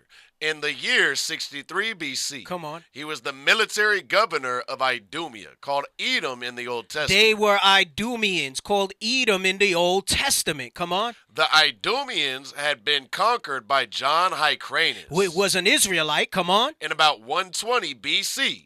And forcibly converted to Judaism. Again, for the sake of time, I'm not bringing it out. Why? Because it was our custom when we took anybody captive, if we kept them alive, they had to follow our customs, right? That goes into the stranger that's within thy gates. Right. And there was rules and things that we had to do biblically. One of them is they had to follow our rules and our customs. So they were converted to Judaism. This is why they're that synagogue of Satan that say they are Jews and are not. And through the process of time and us being under those curses, this is where you get the lie today. And this is all Ye and Kyrie are trying to say. They're bringing out this history that they want you to hide, but it's so plainly available if you just read with that superpower of reading. It's plain. Did I have any other ones that I sent? We'll read more on that later. All right? Like I said, when we go into it tomorrow. Did I have any other pages? Did I bring you any other pages? No, was that it? Yes, sir. That was it on that. That was it on that. So. Breathe. But I got so much more that I just didn't get into in the scripture. We're going to read this again, Lord's will, next show, all right? We're going to touch on this a little more. We've showed you who that synagogue of Satan. This is why I say it's not a black or white thing. It's an Israelite thing. That's right. And they're not the Israelites. Facts. They are the Edomites. They are the Idumeans. Through conversion that they've carried this thing on, all right? There's more there as you read down, which we'll do on next week's show, that shows the lineage that kept that alive. So those that you see today, those are converts of Judaism. They descend from the Herodian line. You have the Khazars also, and there's a history from that goes ahead and that shows you that stuff. We got to stop just making it. And listen, we're going to speak that way because, like I said, that's colloquially, meaning that's the common speak that people understand. You're going to speak in terms of color. All right. But it's about a bloodline. It's about a seed. Okay, it's according to the flesh, who are Israelites that meet those curses, that have that identity. And guess what? The light skins are part of that too. That's right. The light skins are part of that too, because Jeremiah 12 and 9 tells you that we're that speckled bird. All right. I like what Officer Ephraim said when he said about he said we are people of color. That means many colors. Right. Hey, That means many colors. Hey, and that reinforces the one where it says that will not wax pale, meaning we're going to be a people of colors, right? Again, that's symbolic of Joseph and his many-colored coat, right? And I didn't get into it. We were going to go into the scattered, the diaspora, and how that happened. We got to go into Revelation 7. I got a lot. That's what I'm saying. This would almost have been, it might not have even been, it probably would have been too long for a 3 hour, because we at a little over 2 hours now. I don't know. There's a lot. I got the other videos. I got stuff that I got to bring out that I want to show. But like I said, I at first I wasn't going to talk about it because I felt like I was late to the party because I was overseas. And then I said, but you know what, man? Like I said, they gotta see the light skin stuff. Hey, the timing was just right. The light skins are here. Yeah, that's right. We talking. This is not. Hey, can we get that I brought it out last week? Show the picture. It should be in the feed. That the SPLC has even changed it. That is starting to come to light. Remember what we read in Mark and in Luke? There's nothing that'll be hid. They added in that it's there. That's the one. So they've changed. They're still full of crap, but they've been forced to acknowledge that their black identity extremist moniker does not fit. You see the power of God's words. God's words literally change in the environment and what is in the world. Just like things were spoken into existence in Genesis. Yep. God's words coming out in these last days. Yes. They have to change what they've created. His word is like a fire, bro. They have to make adjustments to try to perpetrate their lie, right? To perpetuate this. So read this now. Come on. Disclaimer. SPLC uses the term radical Hebrew Israelite. So it's no more black identity extremists. It's no more black Hebrew Israelites. Now they say radical Hebrew Israelite, which is still disrespectful because that's redundant to say Hebrew and Israelite. All right? Doesn't make sense. Come on. To differentiate from the greater Hebrew Israelite faith. A Hebrew Israelite should not be confused with black Jews or Jewish individuals of color. SPLC no longer refers to these groups as solely black Hebrew Israelites. See that? They've changed it. They've had to change it up. Come on. As there are Latin and indigenous members of these groups. Oh, so now they acknowledging it. Well, a lot of co-signing by the white man. Rothstein or whatever, the little clip we show. We'll show him again next week. Right. Said that North, South America, the Caribbean. Right. He said those are Israelites, right? So SPLC is now saying they no longer refer to, and I brought this out last week, and I tell you, this update, we believe, happened while we were out there in Central and South America, all right, gaining that traction and showing that. And people receiving the word with gladness in their hearts, all right? And it says they cannot be, read it, SPLC. SPLC no longer refers to these groups as solely black Hebrew Israelites, as there are Latin and indigenous members of these groups. Read on. And there are non-radical sects of the Hebrew Israelite faith who identify as black Hebrew Israelites. Hey, listen, man, I'll take that. That shows progress for us, for our people. Right. Because the SPLC is still full of crap. They got to retract the whole thing and just acknowledge that we the Israelites that the Bible speaks of. But they're changing it up. It's not a black or white thing. It's an Israelite thing. And that includes everything that you read here and what we've seen and who is not. There is no way, based on the biblical scholarly facts that we brought out, that you can say that creates anti-Semitic. It's not anti-Semitic. At all. It's truth, right? And truth needs to be brought to the light because it cannot be hid. Hey, you know what I'm thinking about, Deacon? With this is identity, right?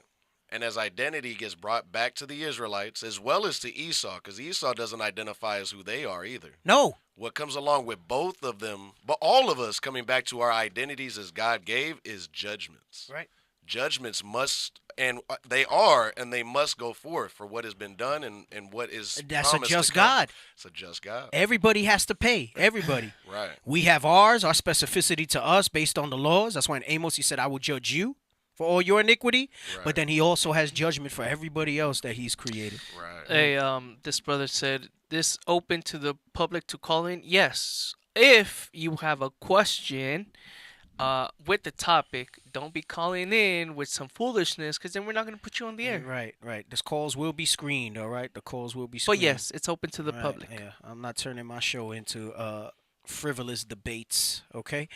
Anyway, that's the show. We went a little bit over. We started with them technical difficulties. The power right? hour plus and a half. Power hour plus and a half. All right. Now, we went over like 20 minutes. Wasn't that plus long. and a half. Oh, man.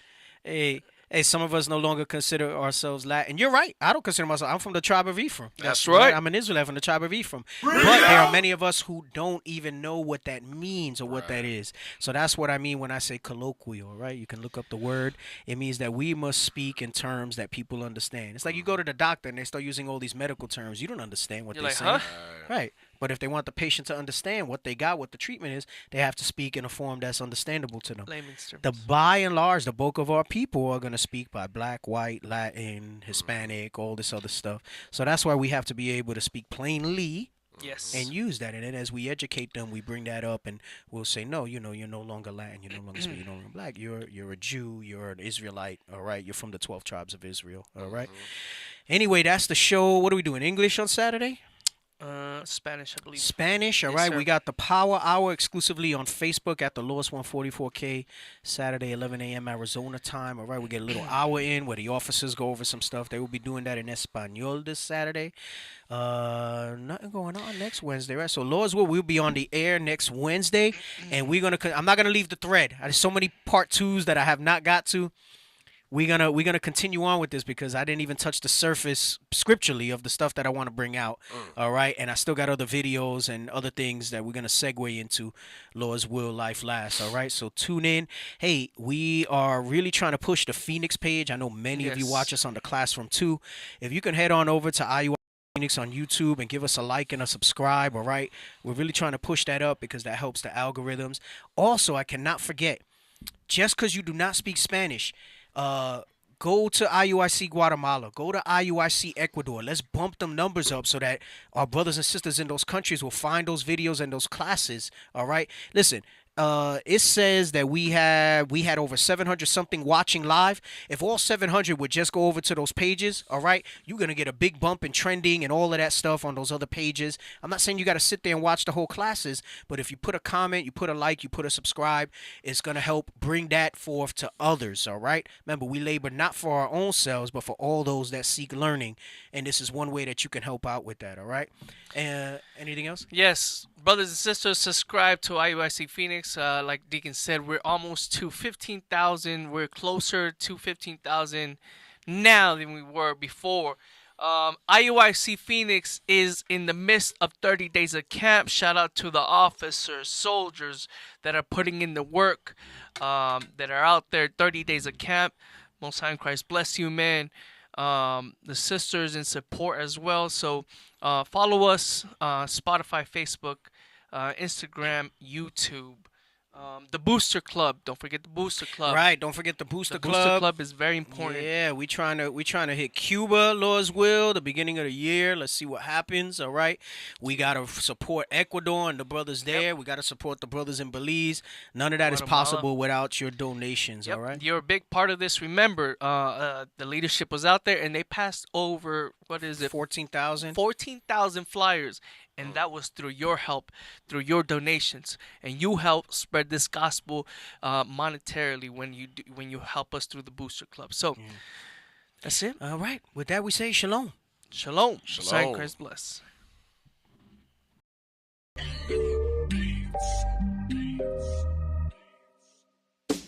This for the Southern Kingdom, Kwam Yasharallah. Hey, one nation, one nation. This for the Northern Kingdom, Viva la Raza. We one nation, one nation. This for the Southern Kingdom, Kwam Yasharallah. Hey, one nation, one nation. This for the Northern Kingdom, Viva la Raza. We one nation, one nation. It wouldn't be Israel without Mexicans. Black love, brown pride, cause we next to kin. We ain't gotta tell Esau to let's be friends, cause we above all nations and we better than them. We the salt of the earth, ayy, ayy. And we been king since birth, ayy, ayy. We put the kingdom first, ayy, ayy. And they gon' get this work, ayy, ayy. We was chosen, not cause we the most of the people. Few in numbers, but we over the people. We gods of this earth, we ain't supposed to be equal. Stop playing, you emotional. the people, the good gotta triumph over the evil. So my foot's on the throat of the eagle. Their tongues will confess that we the people. Cause my nation ain't never been feeble. For the southern kingdom, Kwame Yasharala. Hey.